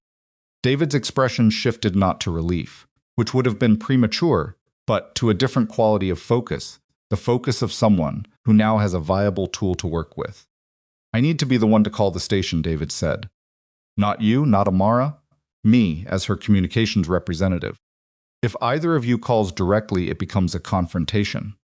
I call as a professional courtesy, and I give them enough to make running the story tonight feel like a liability." He looked at Amara. "I need you to trust me to handle the language." "I trust you to handle it," she said. "But I want to know exactly what you're saying before you say it." David looked at her for half a second. "Fair." He turned his notepad around and wrote 4 sentences. She read them. She changed 2 words. He read the changes and nodded. He stepped out of the office to make the call. Jae-min and Amara were alone in the room. She was standing beside her desk, looking at nothing in particular, and her arms were crossed not defensively, but the way people cross their arms when they are cold. The inside cold that comes from running hard for a long time and suddenly having a moment where you're not actively doing anything. "Hey," he said. She looked at him. "You doing okay?" he said. "I'm doing what needs to be done," she said, which was not an answer to the question, and they both knew it, and he did not push it because he understood that some truths needed room. He crossed the room to her. He didn't say anything. He put his hand on the back of her neck, just his hand, just that, not pulling her toward him or trying to redirect the energy of the moment, just contact. And she stood there for a moment and let herself have the contact. Then her phone lit up again, and she picked it up, and they were back. David came back in 18 minutes. "They're pausing," he said. "They want to verify the anonymous source's claim. They have until 4 o'clock before they have to make a final call on the 6 o'clock broadcast." 4 o'clock, Amara said. "That's 4 hours and 20 minutes. "Yes. Is that enough time to verify the fabrication independently? If Chamu finds what Jae-min thinks he's going to find?" "Yes," David said. He looked at Jae-min. "How confident are you?" "Confident enough," Jae-min said. He called Chan-woo again. Chan-woo's report came at 1:47 in the afternoon. The name of the person who had accessed the Foundation's document management system using a former employee's credentials was a man named Tae-sik Han, a data consultant who had done contract work for 3 Che family businesses in the past 4 years. The credential he had used belonged to a former Foundation's staff member who had left 8 months ago and whose system access had not been properly revoked in administrative oversight that Han had apparently identified and exploited. Han had pulled 17 Foundation documents over a 5-week period. He had downloaded formatting templates, account structure files, and 3 years of transaction records. More than enough to build convincing fabrications. The contact between Han and the Che organization had gone through a communications firm The communications firm had a silent partner whose name, buried 3 layers down in corporate registration documents, was the name of a man who had done legal work for the Kang family's legitimate business interests for the past 11 years. A man who worked directly under Sun Hee's oversight. Jae-min read Chan-woo's report standing in the hallway outside Amara's office. He read it once quickly and then again slowly, making certain he was reading what he thought he was reading. He went back into the office. He handed the report to Amara. She read it. Her face did the thing again, the careful blank thing, and then it didn't. This time something came through the careful blankness that wasn't quite anger and wasn't quite grief, but was the specific expression of someone who has been suspecting the worst and has just had the worst confirmed. And the confirmation, even when you were prepared for it, still hits differently than the suspicion. She used someone inside your organization, Amara said. Someone who works in my organization, he said. That man stopped working for me the moment he did this. She handed the report back. Does this give David enough? It gives David everything. He called David back in, and David read the report, and for the first time that day, David's composure produced something other than professional neutrality. He looked up from the report with an expression that was 2 parts professional assessment and 1 part genuine human response to the scale of what he was holding. This is enough, David said, to kill the story entirely. And depending on what she wants to do with it afterward, he looked at Amara. This is enough to pursue criminal charges against the people who fabricated and distributed these documents. One thing at a time, Jae-min said. David called Channel 7. The conversation lasted 11 minutes. Jae-min and Amara stood on opposite sides of the room and listened to David's half of it, which was spare and precise, and delivered with the particular authority of a man who understands that what he's saying is accurate and knows the person on the other end of the line is figuring that out in real time. When David ended the call, he set his phone on the desk. They're pulling the story, he said. The room was quiet. Completely? Amara asked. For now, pending their own verification. They'll want to look at what we've given them before they make a final decision on whether it runs at all. But it won't run tonight. He picked up his phone. I'd estimate a 70% chance it never runs in its current form. Amara sat down. It was the first time she had sat down since early that morning. Jae-min realized. He had watched her stand and move and dial and write and speak for 6 hours sitting down. And now she sat down in her desk chair and put her hands flat on the desk and looked at them. And the breath she let out was slow and private and not for anyone else. He looked at David. Thank you. My assistant will arrange for whatever you need. David understood the dismissal professionally. He shook Jae-min's hand, nodded to Amara, and left the room with the quiet efficiency of a man who had done exactly what he came to do. Jae-min closed the office door. He looked at his wife. She was still looking at her hands on the desk. She was not crying. He had rarely seen Amara cry, and he had come to understand that this was not because she didn't feel things deeply, but because she processed in a different direction, inward and then outward as action. And the crying, when it came later and privately and on her own terms. It's not done, she said. Not a question. No, he said. The television story is stopped. The foundation is intact for now. But your grandmother hasn't moved yet, he said. She doesn't know what I have. Amara looked up. You haven't told her. I've been busy, he said, and there was something in his voice that was almost in a different moment, in a life with less weight on it, something that might have been dry humor, and she caught it. And for a fraction of a second, something passed through her expression that almost reached her eyes. Then it was gone, and they were back in the room they were actually in. Tonight, he said. I'm calling the family meeting tonight. She looked at him. You said 48 hours. The fabricated documents change the timeline, he said. If I wait, she has more time to build another contingency. She's a woman who always has another contingency. He paused. I'm not giving her the time. Who will be there? Everyone, he said. Every senior family member and organizational leader. I'm not doing this quietly. I'm not doing this in a room where it can be reinterpreted afterward. She was quiet. I need it to be witnessed, he said. The choices I make tonight, I need them witnessed by everyone who matters, so there is no version afterward where someone claims they didn't understand what was decided. She looked at him steadily. And me. You'll be with me, he said. Not beside me. With me. That's different. She held his gaze for a moment. Then she nodded. The calls went out at 3 in the afternoon. Jae-min's assistant, a meticulous man named Song-min Jun, who had been managing his schedule for 6 years, placed each call personally, not a group message, not a circular, but individual calls, which communicated, in itself, the weight of what was being summoned. An emergency family meeting, 8 o'clock that evening. The main hall of the estate. Attendance was not optional. No further explanation was provided. Jae-min knew that the absence of explanation would be, for his grandmother, the loudest possible signal. She would spend the hours between 3 and 8 doing exactly what she always did when she understood a situation, was moving toward conclusion.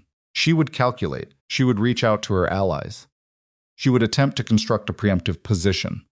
She would call Byung-mo. She would call the 2 council members she believed she could count on. She would draft a version of events that positioned her actions as protective rather than aggressive. He let her. He wanted her to come into that room, having tried everything she had left. He wanted everyone in that room to watch her try. He spent the hours between 3 and 8 in his own office, reviewing the trust documents with Park Seung-jin, reviewing the data report with Chan-woo, reviewing the formal challenge structure with his attorney by phone. He signed 3 separate documents, each of which would have its own consequence, each of which was calibrated to land at a specific moment in the sequence he was building. At 6:30 he went to find Amara. She was in their bedroom. She had changed not formally, not the armor dressing of the morning after breakfast, but carefully, with the same precision she brought to everything. She was standing in front of the mirror, doing something with her hair, and she looked at him in the mirror when he came in without turning around. "How are you?" he said. "I'm ready," she said. Not the same thing as what he'd asked, but probably the more accurate answer. He came to stand beside her. In the mirror they looked at each other, his reflection, her reflection, standing beside each other in a room that was theirs, in a house that had tried to make her feel like it wasn't. And he thought about what his grandmother had said 3 years ago when he had brought Amara here for the first time. She is not what this family requires. He had told himself at the time that his grandmother would adjust. He had been wrong about that. He had been wrong about a number of things. He was done being wrong about them. "You don't have to say anything tonight," he said. "You don't have to perform or defend or explain anything. You just have to be there." "I know," she said, "but I might say something anyway." He looked at her reflection. "Good," he said. The main hall of the estate was a room designed for occasion. It had been used for family gatherings, for significant decisions, for the kind of moments the Kang-song family wanted to remember as having happened in a place that had weight. The table seated 24. By 8 o'clock, 21 of those seats were filled. Sunhee sat at the far end of the table. She had dressed with precision, the particular deliberateness of someone who understands that presentation is a form of argument. She looked, Jae-min thought, exactly like what she was, the matriarch of a powerful family who believed she was about to defend her actions before a tribunal she had been preparing for since 3 o'clock that afternoon. Byung-jo was to her left with the settled look of a man who has decided where his loyalty sits. The 2 transactional council members were present, reading the room with careful attention. Jung-woo was at the far side of the table, positioned neutrally, which Jae-min had told him to do. Hyrin was seated halfway down the left side. She had not looked up from the table since Jae-min entered the room. Yuri was at the end of the table nearest the door. She had the tight, drawn look of someone who had not slept and knew what was coming, and had been sitting with that knowledge for hours, with no one to talk to about it. Jae-min walked to the head of the table. Amara walked with him. She sat in the chair to his right. For a moment, no one spoke. Then Sunhee said, with the dignity of a woman who has always been the first to set the terms, "I understand there are things to be discussed." "Yes," Jae-min said. He placed 3 things on the table. The divorce papers and the check, his grandmother's originals, still in the folder she had put them in. The photograph of the letter the one Jung-woo's son had received from Sua Che. The data report from Chan-woo. He placed them in that order, deliberately. First what she had done to his wife, then what she had done with the Che family, then what she had done to the foundation. He didn't explain them. He let them sit there. Around the table, people were looking at the 3 items in front of Jae-min. He watched the room, read them, not the specific contents, because most people couldn't read them from where they sat, but the fact of them. 3 documents, placed with intention, in a room called at emergency notice. Sun-hee looked at the items. Her face was composed. She was choosing what to do with her face, and she was choosing composed. Whatever you believe happened, she began. I know what happened, he said. I'm not here to argue about it. I'm here to make decisions in front of witnesses. Jae-min. Byung-go's voice was heavy with the authority of age. This is a family matter. Whatever disagreements exist, they should be. Sit down, uncle. Jae-min didn't look at him. You're here as a witness. Not as a mediator. Byung-go's jaw tightened. He sat. Jae-min looked at the room. He looked at each face at the senior staff, the organizational leaders, the relatives who had known him since childhood, the people who had built their professional lives within the structure of an organization that bore his family's name. He held the room for a moment, the way he held boardrooms, the way he held rooms where decisions happened. And the room gave back to him the particular silence of people who have stopped managing their own reactions and are simply waiting to hear what comes next. 3 years ago, he said, I brought my wife to this house. I introduced her to this family, and I told you that she was my choice and that I expected her to be treated accordingly.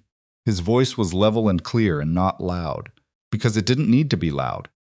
I was deceived about whether that instruction was followed. He looked at Sun-hee. 2.5 years, he said. You spent 2.5 years making my wife feel like an outsider in her own home. You coordinated with an external family to undermine her professional work. You fabricated financial documents and gave them to a television station to destroy the foundation she has spent years building. He paused. And 3 days ago, you placed divorce papers in front of her and tried to pay her $2 million to disappear. The room was absolutely silent. I want everyone in this room to understand what I just said, he said. Not to understand my interpretation of events, to understand the facts. Because there are documents on this table, and I will make them available to anyone here who wants to see them. And I am telling you right now that what I have described is what those documents show. He looked around the table. No one spoke. He reached into the inside pocket of his jacket and removed a subset document, one of the 3 he had signed earlier in the day. He placed it beside the others. Effective as of this morning, he said, my grandmother's of independent authority over the secondary trust accounts has been formally challenged under the Family Council provision of the estate agreement. I have Jung-woo's formal support. I have a full accounting of the expenditures made from those accounts in the past 18 months, including the payments made to Tae-sik Han, the data consultant who fabricated the foundation documents. He looked at Byung-go. You can contest the challenge. That is your right.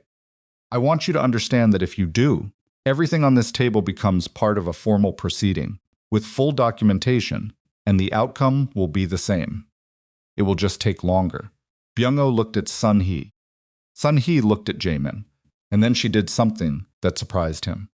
Not deeply, he knew her too well to be deeply surprised by anything she did but enough to register. She looked at Amara. She looked at Amara for a long moment, with an expression that was impossible to read cleanly. There were too many things in it. Too many layers of a woman who had lived 8 decades and made choices she believed in and was now sitting in a room watching those choices laid out on a table by the grandson she had raised.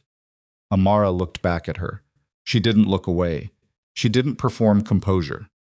She simply held the gaze of the woman who had tried to remove her from this house, from this family, from this man's life, and she held it, the way she held everything that was hard, with the particular steadiness that came not from the absence of feeling, but from the decision made over and over again to remain. You should have told him, son, he said, to Amara, not to Jae-min, 2 years ago. You should have made him choose. I know, Amara said. Her voice was quiet. Why didn't you? The room was listening. Because I was afraid, Amara said. Not of losing, I was afraid of making him pay a price he didn't know he was paying. A pause. I thought protecting him from the choice was the same as protecting him. It wasn't. Sun-hee looked at her. You love him, the old woman said. Not a question. Yes, Amara said. Something moved in Sun-hee's face. Not softening, it was too late for softening, and Sun-hee Kang was not built for it in any straightforward sense. But something that was perhaps the closest thing to it that her face was capable of producing. Something that had to do with recognition, the particular kind that comes when you are forced to confront the accuracy of something you have spent years refusing to see. Then Sun-hee looked at her grandson. What do you want? She said. Jae-min placed his hands flat on the table. I want the trust challenge to proceed without contest, he said. I want Yuri's personal accounts suspended, pending a full review of her involvement in the donor pressure campaign. I want every person in this organization who participated in the attack on Amara's foundation identified and removed from their positions. He looked at his grandmother steadily. And I want it understood by everyone in this room that my wife is the co-head of this household. Not a guest. Not a tolerated presence. The co-head. And anyone who behaves otherwise behaves against me. The silence that followed was long enough to be physical. Byung-go's hand was on the table. His knuckles were white. The two transactional council members were looking carefully at the table. Jung-woo was looking at Jae-min with the expression of a man who has made a difficult decision and is watching it take its shape in the world. Hyrin's eyes were closed. Yuri was looking at her hands. Sun-hee said nothing for a very long time. Long enough that the silence started to take on the quality of a decision. Then she said, Byung-go, let it go. Byung-go looked at her. Sun-hee, let it go. Her voice was even. It had the quality of something final in it. Not defeat was not a concept Sun-hee Kang had ever fully admitted as applicable to herself, but something like the recognition of a boundary that she had crossed, uncrossed and could not uncross, and the understanding that the man at the head of this table was not going to move. Byung-go looked at his hands. He did not contest the challenge. Jae-min looked at his organizational staff, the department heads, the legal team, the financial officers, who managed the legitimate businesses. He looked at them the way he looked at people when he needed them to understand something beyond what was being said. Whatever you believe this family was before tonight, he said, understand what it is now. My wife built something in this world that has nothing to do with my name. She built it on her own terms, with her own vision, and it was attacked not because it was flawed, but because someone wanted leverage. He paused. That ends. The foundation will receive every resource it needs to recover. The false accusations will be exposed, and when this room meets again, my wife will sit where she is sitting now, and no one will question it. He picked up the divorce papers. He tore them in half. The sound of it was small in a large room, but it landed like something much larger, and he set the two halves back on the table. Then he reached under the table, and his hand found Amara's. Her fingers closed around his. Neither of them looked at each other. They both looked at the room, at the table of people who had watched a man choose, publicly, irrevocably, in front of every witness that mattered, and in the looking, in the stillness of that extended moment. Jae-min felt something that he did not have a clean word for, but that had to do with the particular quality of a decision that is complete. Not finished. Complete. There is a difference. Finished means it's over. Complete means it is fully what it was always going to be, and no part of it is missing, and it cannot be walked back. He was still holding her hand when Sun-hee, at the far end of the table, pushed her chair back. She stood. Everyone looked at her. She did not look at the documents.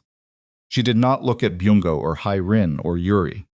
She looked at Jae-min, across the length of the table, and what passed between them was not warm and was not cold, but was the specific current of two people who know each other completely and are in the process of becoming, irrevocably, something different than what they were before. You should have told me sooner, she said. What she meant to you. I showed you, he said. You chose not to see it. She stood there for one more moment. Then she said the thing that was the last card she had, the thing she had been holding the entire evening, the thing she had calculated would be the most destabilizing if delivered at this moment, in this room, in front of these witnesses, and he knew, watching her draw breath, that she was about to play it, and he did not know yet what it was, which was the one thing in this entire evening that he had not been able to anticipate, the one variable that had stayed outside his calculation. She looked at Amara. "I didn't tell you everything I should have," she said. Her voice was still level, still composed, "about why I fought so hard to remove you." Amara looked at her. "There is a medical file," Sun-hee said. "From 18 months ago. It concerns Jae-min. It concerns something he has not told you." She reached into the front of the leather folder she had carried into the room, the folder Jae-min had noticed but had attributed to the trust documents she would have prepared as a counter-strategy. She removed a single sheet and set it on the table, and she slid it not toward Jae-min, toward Amara. Jae-min's hand in Amara's grip went very still. The room held its breath. Amara looked at the document. She read it. The color didn't leave her face, the way color leaves faces in dramatic moments. It was more subtle than that. It was a kind of flattening, a change in density, like something underneath her expression had just redistributed its weight. She looked up at Jae-min. He was looking at the document in her hands. He had not told her. That was the truth that was now in the room, in front of 21 witnesses. In the middle of the night, he had believed he controlled completely the truth that Sun-hee had kept in reserve precisely for a moment like this. Precisely for the moment when everything else had failed, the truth that she had perhaps always intended as the last resort, or perhaps had decided on in the past 5 hours, he would never fully know which. But it did not matter because it was here now, it was in the room, and the woman he loved was holding a piece of paper that changed the shape of everything she thought she understood about their marriage and the choice he had made within it. Amara set the document down on the table very carefully. She looked at her husband, and the expression on her face was the most frightening thing Jae-min had seen in the entire evening, not because it was angry, not because it was devastated, but because it was the expression of a woman who is realizing, in real time, that the person she sacrificed everything to protect had been keeping a secret that would have changed every calculation she had ever made about what she was willing to carry alone. And she was realizing it in front of 20 people who were watching her realize it. And there was nothing either of them could do about the audience, and there was nothing he could say that would close the distance between this moment and the next one. And so he sat there, in the silence that had become the most expensive silence of his life, and he looked at his wife across the table and waited for her to decide what she was going to do with what she now knew. The document sat on the table between them like something alive. 20 people in that room, and not one of them made a sound. The only noise was the faint mechanical hum of the overhead lights and, somewhere outside the estate walls, the distant sound of a car passing on the road beyond the gate the ordinary world, continuing without any awareness of what was happening inside this house. Amara looked at Jae-min. He looked back at her. She picked up the document again. She read it a second time, slowly. The way you read something when you are not certain. Your first reading was accurate, when some part of you is hoping that you misread, that the words rearrange themselves on second inspection into something less than what they appeared to be the first time. They didn't rearrange. She set it down. "Clear the room," she said. Her voice was quiet and even, and it had the quality of something that had been stripped of everything unnecessary, leaving only the functional core of what she needed to communicate. She was not speaking to Jae-min. She was speaking to the room. Nobody moved for a moment. "Clear the room," she said again, and this time it had the particular weight of a person who has been underestimated in this house for 3 years and is done managing how much of herself she makes visible. People began to stand, chairs pushed back, the sounds of people collecting themselves, the low undertone of a room dispersing. Jungwoo went without looking at anyone. The 2 transactional council members went quickly, with the relieved efficiency of people who are grateful to be dismissed from a room that has become too charged to sit in comfortably. Look stood slowly, looked at Sun-hee for a moment, and then walked out without speaking. The organizational staff, the department heads, the financial officers, they filed out with the professional discretion of who understood that what they had witnessed tonight would reshape the structure of their working lives, but that the specific details of what came next were not theirs to be present for. Hyren stood. She looked at her son. Then she looked at Amara with an expression that was the most honest thing her face had produced. In 3 years of dinners, not an apology, because it was too late for an apology to mean anything clean, but the specific expression of a woman who is, perhaps for the first time, looking at her daughter-in-law without the filter of everything she had decided about her before she arrived. She left without speaking. Yuri was last. She got up from her chair at the end of the table, and she walked toward the door, and she paused at Amara's shoulder, just paused, didn't stop fully, didn't turn all the way around, and she said, very quietly, "I'm sorry." Just those 2 words. Then she kept walking. The door closed. The room held Sun-hee, Jae-min, and Amara. Sun-hee was still standing at the far end of the table, and she looked, for the first time in Jae-min's memory, like a woman who had used everything she had. Not broken, Sun-hee Kang did not break. He didn't think she was physically capable of it in the way the word usually meant, but spent. Like a fire that has burned through everything available to it and is now sitting in its own embers. Amara looked at her. "Why did you keep it?" Amara said. "The file. Why did you hold it for 18 months? Sun-hee looked at her steadily. "Because I thought it would make you leave. But you didn't use it until tonight." "No, why?" Pause. Sun-hee sat down slowly in the chair nearest her. Not her chair at the end of the table, just the nearest chair, which was somehow more telling than anything else she had done that evening. The deliberate removal of herself from the head of the table. "'Cause I wasn't certain," Sun-hee said, "that you would leave. And if you didn't leave, if I used it and you stayed anyway, then I would have nothing left." She looked at her hands. "I kept it because a weapon you haven't used is still a weapon." Amara absorbed this. "And now you've used it," she said. "Yes." "In front of 20 people." "Yes." Amara looked at the old woman for a moment, really looked at her, with the kind of attention that has nothing to do with hostility and everything to do with trying to understand something you have been orbiting for years without fully seeing its shape. "You are not a cruel woman," Amara said. "That's the part that confused me for a long time. Cruel people are easy to dismiss. You are not cruel, you are certain. And certain people are harder because they believe in what they're doing." Sun-hee said nothing. "You were certain I was wrong for him," Amara said. "You were certain that what you were doing was protecting something that mattered. And that certainty let you do things that a cruel person would have done for entirely different reasons." She paused. "I understand that. I don't forgive it. But I understand it." Sun-hee looked up. "You should be angry," she said.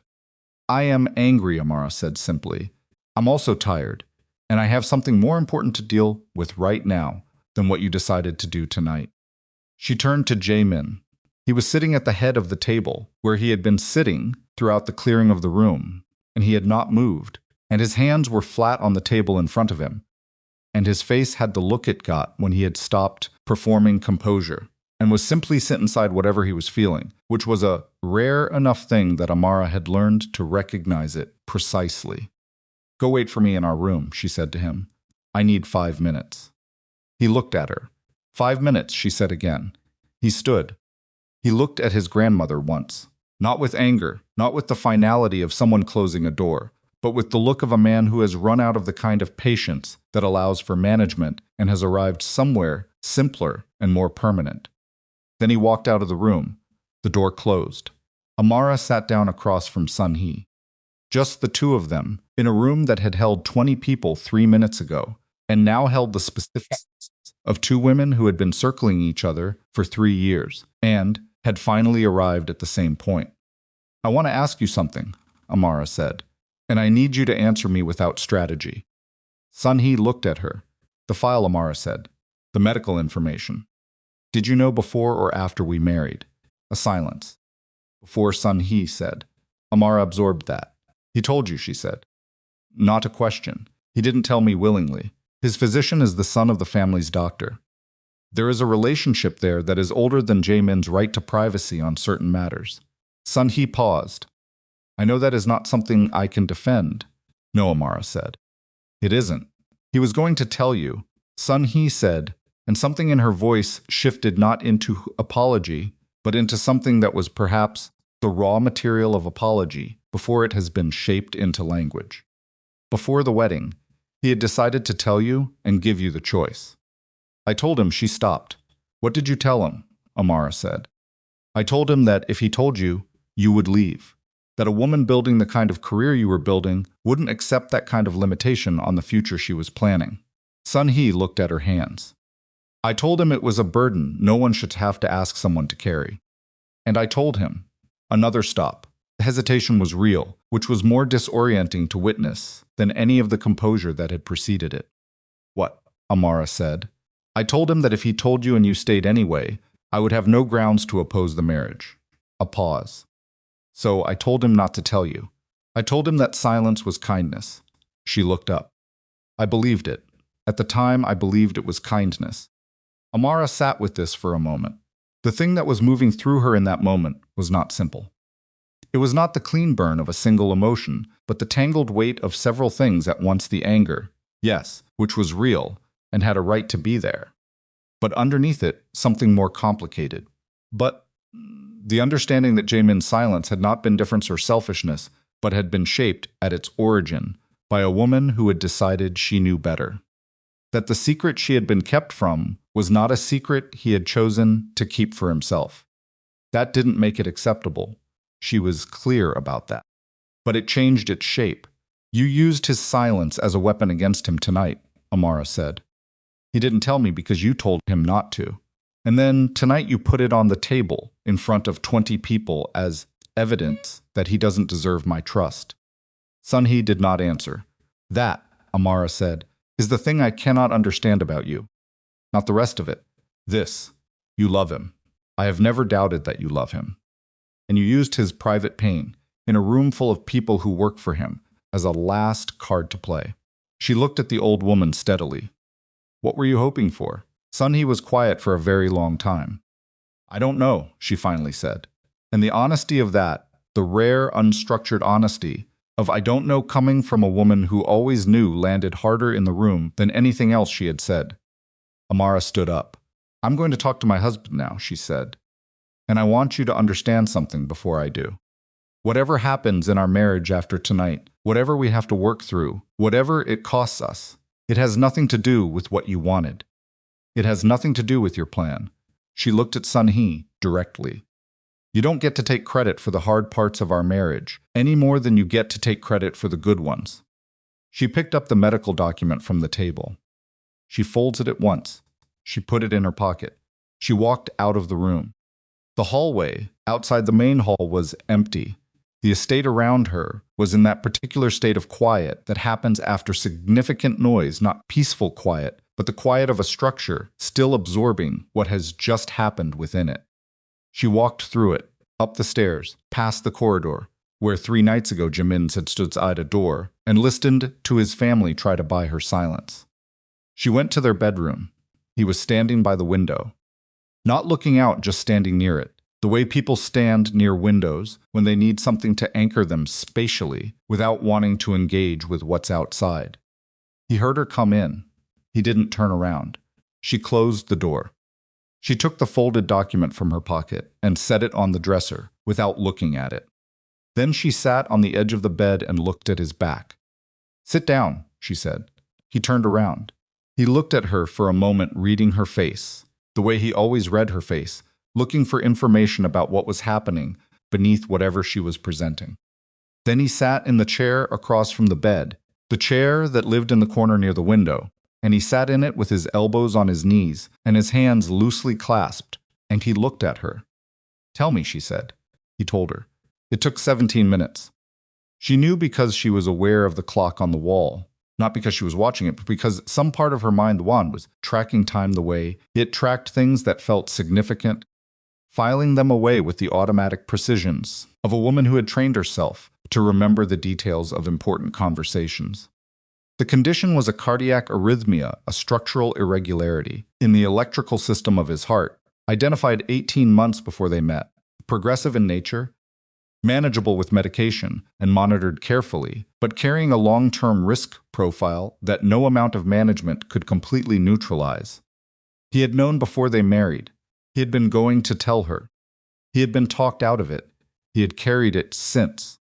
He told her all of this in the same level voice he used for difficult things, and she listened to all of it without interrupting. And when he finished, they sat in the room together for a moment that was the longest quiet she could remember being in with another person. "Why didn't you tell me after?" she said. "Not before the wedding." "After. In 3 years. There were moments you could have told me." "Yes," he said. "Why didn't you?" He looked at his hands. "Because every time I got close to it, I thought about what you would do with the information. Not whether you would stay. I was not worried about that. I was worried about what it would cost you, the way you would carry it, the way you would watch me differently, even trying not to." He looked up. "You already carry enough things quietly. I didn't want to be one of them." She looked at him. "That's the same reason I didn't tell you about your family," she said. He met her eyes. "We've been protecting each other," she said. Into corners, he said nothing for a moment. Then yes. She stood up. She walked to where he was sitting, and she stood in front of him, and he looked up at her, and she reached out and put her hand against the side of his face, not gently, not in the way of someone offering comfort, but with a kind of pressure that was about presence, about contact, about the specific language of touch when words are not sufficient, and not sufficient is what the moment is. "I'm angry," she said. "I know. I'm not angry that you have this. I'm angry that you decided what I could handle without asking me." "I know," he said. "You don't get to make that decision for me. You don't get to calculate what I'm strong enough for and protect me from the parts you've decided I can't carry." That she stopped. "That's what your grandmother did. To you. And to me. And I need you to understand that I am not asking you to be easy for me. I am asking you to let me be here for the hard parts." He reached up and covered her hand with his. "I hear you," he said. And the way he said it not as an agreement or a concession, but as a statement of simple, direct fact, was perhaps the most honest thing she had heard from him in 3 years. She sat down on the arm of the chair, which was not a natural place to sit, and was slightly awkward, and was also the closest she could get to him in that moment, without having the conversation at a different register. And she sat there with his hand over hers, and they stayed like that for a while. "Condition," she said. "What does it actually mean?" "Day to day, medication twice a day, monitoring every 4 months. There are things I'm not supposed to do without the monitoring being current." He paused. "I have not missed a monitoring appointment in 18 months. I didn't know about any of them." "No. I am going to come to the next one," she said. He looked at her. "Not as surveillance," she said. "As your wife." He held her gaze for a moment. Then he nodded. They sat in the chair together impractically, since it was one chair and they were 2 people, and the geometry of it was not comfortable for longer than was necessary for any of the things they needed to do next. Neither of them moved to fix it. Sometimes impractical is the right shape for a moment. Eventually she said, "Your grandmother has nothing left." "No. What happens to her now?" He was quiet for a moment. "She loses the accounts. She loses the authority she's been using to do what she's been doing. She keeps her home here because she is 80 years old, and whatever she has done, I am not the person who removes an 80-year-old woman from the house she has lived in for 50 years. He paused. "But she is no longer managing anything, and she will spend the rest of whatever time she has knowing that. Is that enough consequence for what she did?" "No," he said. "It is the consequence she gets." Amara thought about this. "The Che family," she said. "Park Sung-jin is already preparing the documentation for a formal complaint regarding commercial interference. It won't be criminal. Proving intent to the required standard is complicated, but it will be expensive for them, and it will make the nature of what they did a matter of record. And Sua, she will be protected," he said, "whatever she needs." Amara nodded. "Tae-soo-kan," she said. "That one will be criminal," he said. "Document fabrication, identity fraud, interference with a charitable organization. Chanwoo has already handed everything to our legal team. It will be filed within the week." She looked at him. "And the family member who was the link, the attorney. He's already been terminated. He is aware that cooperation with the legal process regarding Han is the only version of this that doesn't end badly for him specifically. A pause. He will cooperate. She took this in. The night outside the window was full and dark. The kind of dark that the estate produced in the hours after midnight when all the external lights were on their timers and the grounds were quiet. She had hated the dark of this estate in her first months. Here it was a different darkness than she was accustomed to, deeper with more silence in it. She had learned to live inside it. It had taken time. "I need to call Keisha," she said. "It can wait until morning." "I know it can wait. I want to call her now."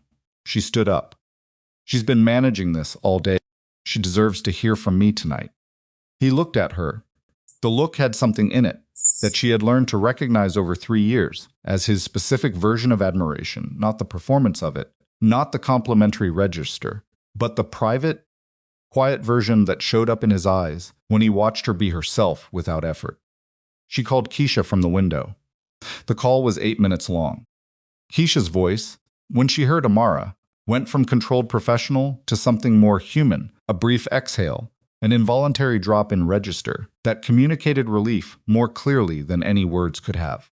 Amara told her the television story was dead. She told her the documentation of fabrication was being formalized. She told her to take tomorrow morning for herself and come in the afternoon because they had real work to do rebuilding, and she needed Keisha at full capacity to do it. Keisha said, "Are you okay?" Amara said, "I will be." She meant it. She ended the call. Jae-min had moved to sit on the edge of the bed while she was on the phone. He looked like a man who had been running at full capacity for 17 hours and had finally allowed his body to acknowledge it. Not collapsed. He was never collapsed, but present in his own exhaustion in a way that he rarely allowed when anyone else could see it. She sat beside him. They sat on the edge of the bed without talking for a few minutes. For a few minutes, and the quality of the quiet between them was different from the quiet earlier in the evening, different from the quiet of the room downstairs. It was the quiet of two people who have come through something and are still in the immediate aftermath of it, where the dust has not fully settled, the emergency is over, and the body is beginning to understand that it can stop preparing for the next blow. "I have a question," he said. "Okay, if I had told you, before the wedding, about the heart condition." He paused. "What would you have done?" She considered the question seriously, the way it deserved to be considered. "I would have been scared," she said. "I would have needed time with it." She paused. "And then I would have married you." He looked at her. "Because the question isn't whether the hard parts exist," she said. "Question is whether you're the person you want to be standing next to while they do." He was quiet. "You are," she said. "Even when you make decisions I disagree with." "You are." He reached over and took her hand. Not the urgent grip of the meeting room, not the deliberate public gesture of earlier in the evening, but the ordinary, private, unremarkable grip of two people who have been holding hands long enough that the gesture has lost its self-consciousness. "I'm going to be different about this," he said. "The medical stuff. I am not going to manage it around you." "Good," she said. "It will probably make you anxious." "Probably," she agreed. "You can be anxious about mine in return." He looked at her. "What's yours?" "I'll tell you when I feel anxious about something," she said. "That's the whole point." He was quiet for a moment. Then something moved in his face that was the closest thing to rueful. He produced a slight shift around his mouth, the acknowledgement of the symmetry she was pointing at without needing to underline it. "Fair," he said. They sat there a while longer. At some point, she didn't know exactly when she lay back on the bed without meaning to, or meaning to in the way you mean things when exhaustion makes the decision before your conscious mind catches up. He lay back beside her. They did not turn off the lights. The lights stayed on, the room stayed bright, and they were both asleep within 4 minutes, in the way of people who have used everything they had and have nothing left to spend on staying awake. The morning came the way mornings always came in that house, with the sound of the estate beginning to move, the low background machinery of a large building resuming its routines. Birds, somewhere in the grounds, light coming through the curtains in the particular angle of early day. Amara woke first. She lay there for a moment without moving, in the specific suspension of the seconds after waking, when the day has not yet fully arrived in your consciousness, and the events of the previous day are still settling back into their positions. Then they settled. She lay there with all of it: the room, the table, the document, the conversation, the chair that was not built for two people, and she took a careful breath. She was still angry, not the hot, immediate anger of the night before, but its residue, which was in some ways harder because it didn't have the urgency of the moment to shape it. She would be angry for a while. She accepted that. She was also, underneath the anger, intact. She thought about that for a moment. She had walked into yesterday morning as a woman who had been carrying 2.5 years of quiet erosion, who had been protecting a man from the cost of knowing the truth, who had sat across from her mother-in-law's divorce papers with nothing in her hands except her own refusal. She was walking out of it, having lost nothing she intended to keep. That was not a small thing. She got up carefully, without waking Jae-min, and she went to the bathroom and looked at her face in the mirror. She looked tired. She looked like someone who had slept in her clothes because she had slept in her clothes. She looked, she thought, like a woman who had been in a fight and was still standing, which was accurate, and she held that thought for a moment before she turned on the water and began the ordinary business of the morning. She was dressed and in her office by 7:30. She called her foundation's board chair. At 8, a man named Gerald Ossie, who had been with the organization since its second year and who had, during the worst of the donor pressure campaign, held the board together through sheer authority of presence. She told him everything, not a diplomatic version, not a managed summary, but the actual account, the coordination, the fabricated documents, the Che family, the Kang family involvement, all of it. He listened to all of it, without interrupting, which she appreciated. When she finished, he was quiet for a moment. "What do you need from the board?" he said. "A meeting next week," she said. "I want to present the full documentation and give everyone the choice to stay or go with full information. I don't want anyone connected to this organization who doesn't know exactly what we came through." "They'll stay," Gerald said. "Let them decide," she said. He agreed to arrange the meeting. She was on her 3rd call of the morning when Jae-min appeared in the doorway of her office. He had changed, which meant he had been up for at least a little while. He was holding 2 cups of coffee, not brought by anyone, made himself, which she knew because he made coffee with a slightly different ratio than the kitchen staff, and she had learned to recognize the color of it. He held one out. She took it and finished her call, and he sat in the reading chair in the corner, the crutches, while she made 2 more. He did not try to be useful to the calls, or manage them, or redirect them. He sat in the chair with his own coffee, and he was simply present, which was what she needed him to be, and which he seemed, this morning, to understand without being told. When she was done, he said, "How are the calls?" "Good," she said. "Gerald is solid." The communications director at the partner organization was shaken, but she'll hold. She turned her chair to face him. "What's your morning?" "Sunjin at 9. Legal team at 10:30. I need to deal with the staff questions about last night. There will be staff questions about last night." He paused. "And I need to speak to my mother." She looked at him. "Not Sunhee," he said. "My mother, separately, okay.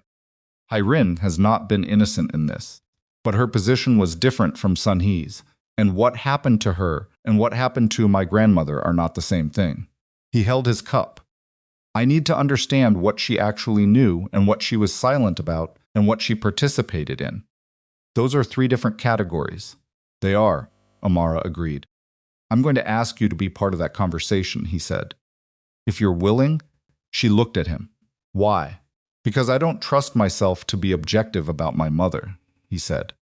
"And because whatever comes out of that conversation affects you. You should be there." She thought about this. "I'll be there," she said. The conversation with Hyrin happened that afternoon, in the smaller sitting room off the main corridor, not the room where the divorce papers had been, the other one, the one with the south-facing windows that Amara had always privately found less hostile in character. Hyrin came in and sat down across from them both, and she looked, in the afternoon light, like a woman who had not slept at all, her face carrying the specific texture of a sleepless night spent in close proximity to one's own conscience.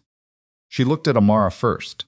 "I am going to say something," she said, "and I am going to ask you to hear it, and I am not going to ask you to accept it, or to tell me it's sufficient, because I don't believe it is sufficient. But I want to say it. Amara looked at her. I should have been different, Hyrin said. From the beginning, I knew what was being done. Not all of it I did not know about the Chai family. I did not know about the documents. And I want you to understand that those things were done without my knowledge. Because they matter to me that you understand that. She stopped. But I knew about the daily things. The way you were being made to feel. Comments the photograph. The accumulation of it.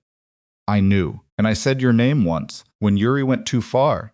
And then I let it continue, because stopping it would have required me to stand against my mother-in-law, and I was not brave enough for that. She held Amara's gaze. I am ashamed of that, and I don't know how to make it mean anything yet. But I am. Amara sat with this. I know you're ashamed, she said. I believe you, and I believe you didn't know about the Che family or the documents. She looked at Hyrin directly. What I need to know is whether you knew about the medical file. Hyrin's face went very still. Yes, she said quietly. Jae-min beside Amara did not move. How long? Amara said. Since before the wedding. Hyrin looked at her son. I agreed with your grandmother that it was better not to tell you. I believed at the time that she was right, that you would leave. And Jae-min, she stopped. What? He said. Jae-min had not been. He had not let himself want anything, really want it, in a long time before you. She said, speaking now to Amara. And when he did, when I saw what you were to him, I was afraid. Not of you, of losing him, of the condition progressing, and him being alone when it did. She paused. Selfish reasons dressed as protective ones. That is what they were. Amara looked at her for a long moment. You've had this in you for 3 years, she said. Yes, and you still didn't tell me. No, even when you watched what Sun-hee was doing to me. No. Hyrin's voice was barely above quiet. I told myself that one thing had nothing to do with the other. I was wrong about that too. The room was quiet. Jae-min said, What do you want to do? He was asking Amara. She looked at Hyrin. She looked at this woman who had let her be diminished for 3 years, who had held a secret that belonged to her, who had dressed cowardice as protection and called it love. She looked at her and she thought about what it cost, specifically to stay angry at a woman who was sitting across from her with nothing left to defend herself with. I want time, Amara said. Not from you specifically. From all of it. I want to build something with my foundation that is mine, without interference. And I want to come to family dinners without having to armor myself before I walk in the door. And I want to be able to sit in this house without calculating who in it knows something about me or my husband that I don't know. She paused. That's what I want, not an apology. Those things. Hyrin nodded. Can you give me that? Amara said. Yes, Hyrin said. I can try. And I can accept the difference between trying and succeeding as something you get to evaluate. Amara held her gaze for a moment. Then she nodded. They didn't hug. They didn't extend hands. They simply acknowledged each other across the space of the room. Two women who were not going to pretend the past 3 years hadn't happened, but who were perhaps, for the first time, choosing not to let the past 3 years be the only thing between them. Hyrin left. Jae-min and Amara sat in the sitting room with the south-facing windows for a few minutes in silence. That's going to take a long time, he said. Yes, she said. Are you willing to take the time? She thought about it, honestly. I don't know yet. Ask me in 6 months. She looked at him. What about Sun-hee? He was quiet for a moment. Sun-hee and I spoke this morning. Early, before you were up. She looked at him. She asked me one thing, he said. She asked whether I would remove her from the house. And I told her no. He looked at the window. She didn't apologize. She won't apologize, not in the way the word usually means.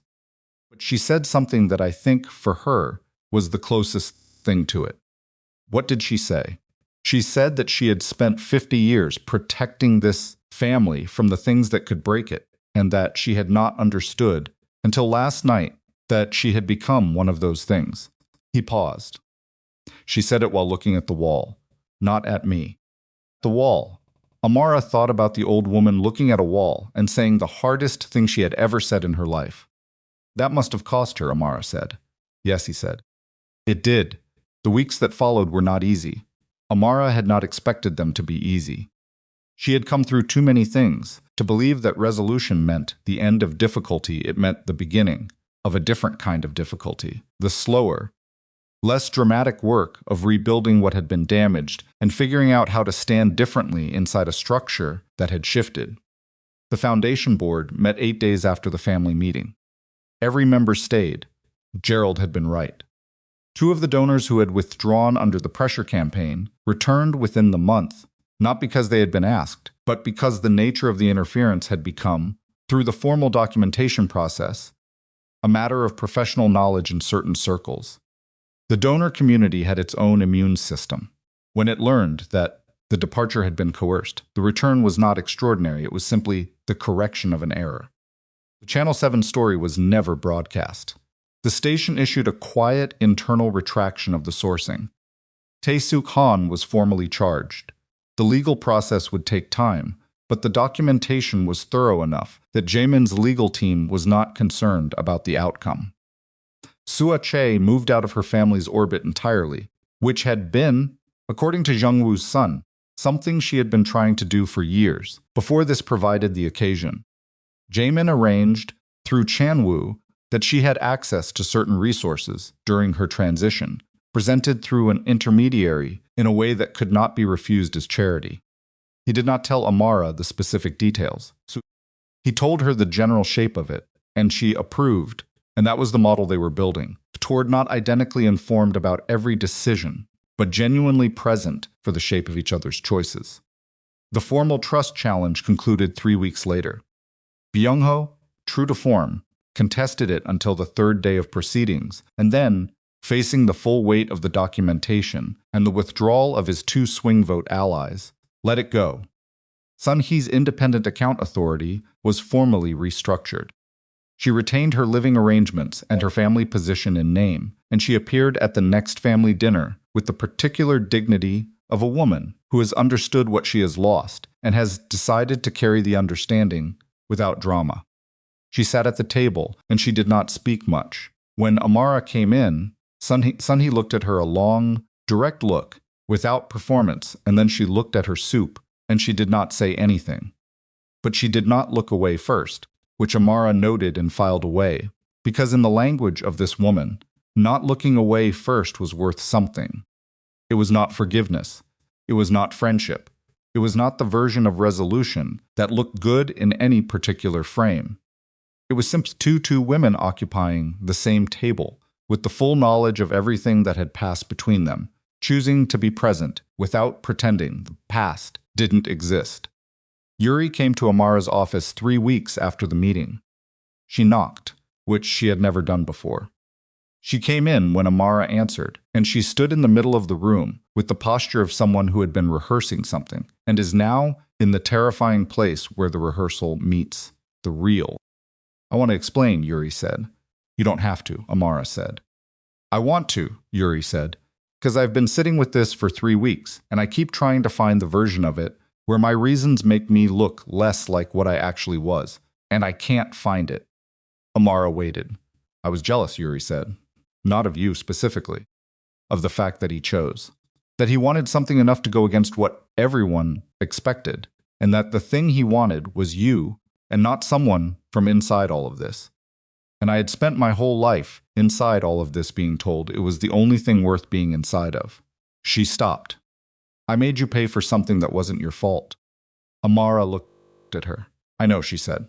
"I'm sorry," Yuri said. "I know that too," Amara said. Yuri stood there for a moment, absorbing the fact that acknowledgement and absolution were not the same thing, and that Amara was giving her one and not the other. "Okay," Yuri said. I needed to say it." "I heard it," Amara said. Yuri left. Amara looked at the closed door for a moment.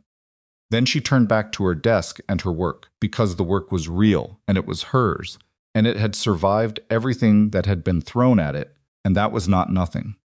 The monitoring appointment was on a Thursday morning, 6 weeks after the family meeting. Jae-min and Amara drove to the hospital together in his car.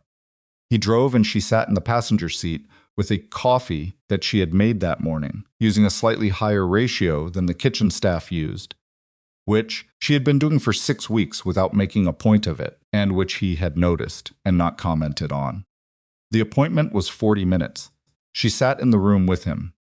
She read the summary the cardiologist gave them together, asked 2 questions that the cardiologist answered with a directness that Amara appreciated, and she held the information in the clear, functional way she held hard things not without feeling it, but without letting the feeling collapse the structure.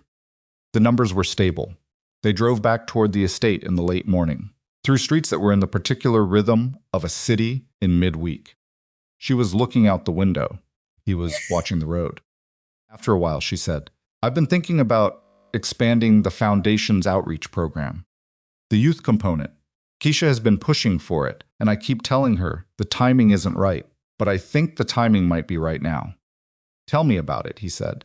She told him. He listened, the way he listened to her, not waiting for her to finish, but actually following, tracking the details, asking one question at the right moment that told her he had understood the structural piece she'd been trying to explain. They talked about it the rest of the way home. When they arrived at the estate, he stopped the car in the drive, and they sat for a moment before going in, the way they sometimes sat in cars at the end of drives, in the small suspended pause before the next thing begins. "Thank you," he said, "for today."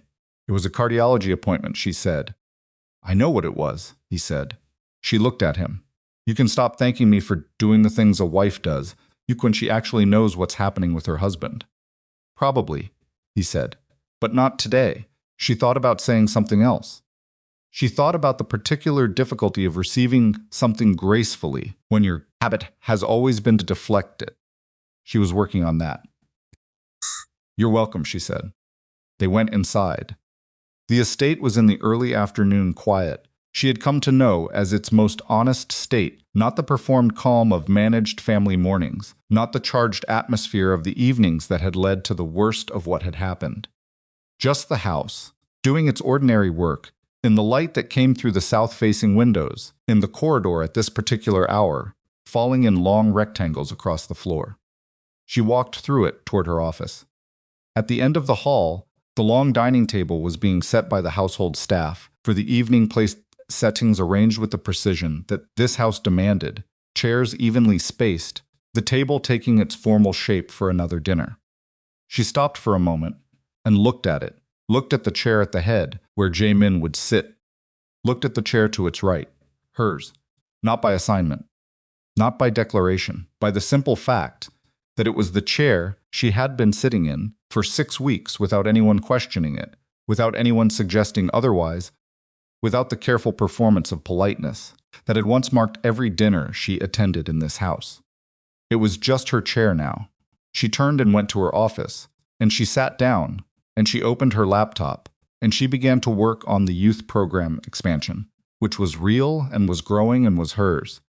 And the afternoon light came through the windows at the same angle it always did, and the house continued around her, in its ordinary rhythms, and outside the estate walls, the city moved through its ordinary day. She had not won anything cleanly. She had not emerged from the past weeks unmarked. There was the anger that was still working its way through her system, the slow recalibration of trust in a marriage that had more truth in it now than it had before, and was therefore more complicated, and also, she thought, more real. There was the work of rebuilding what had been damaged, and the work of deciding, day by day, what she was willing to offer to which relationship in this family, and on what terms.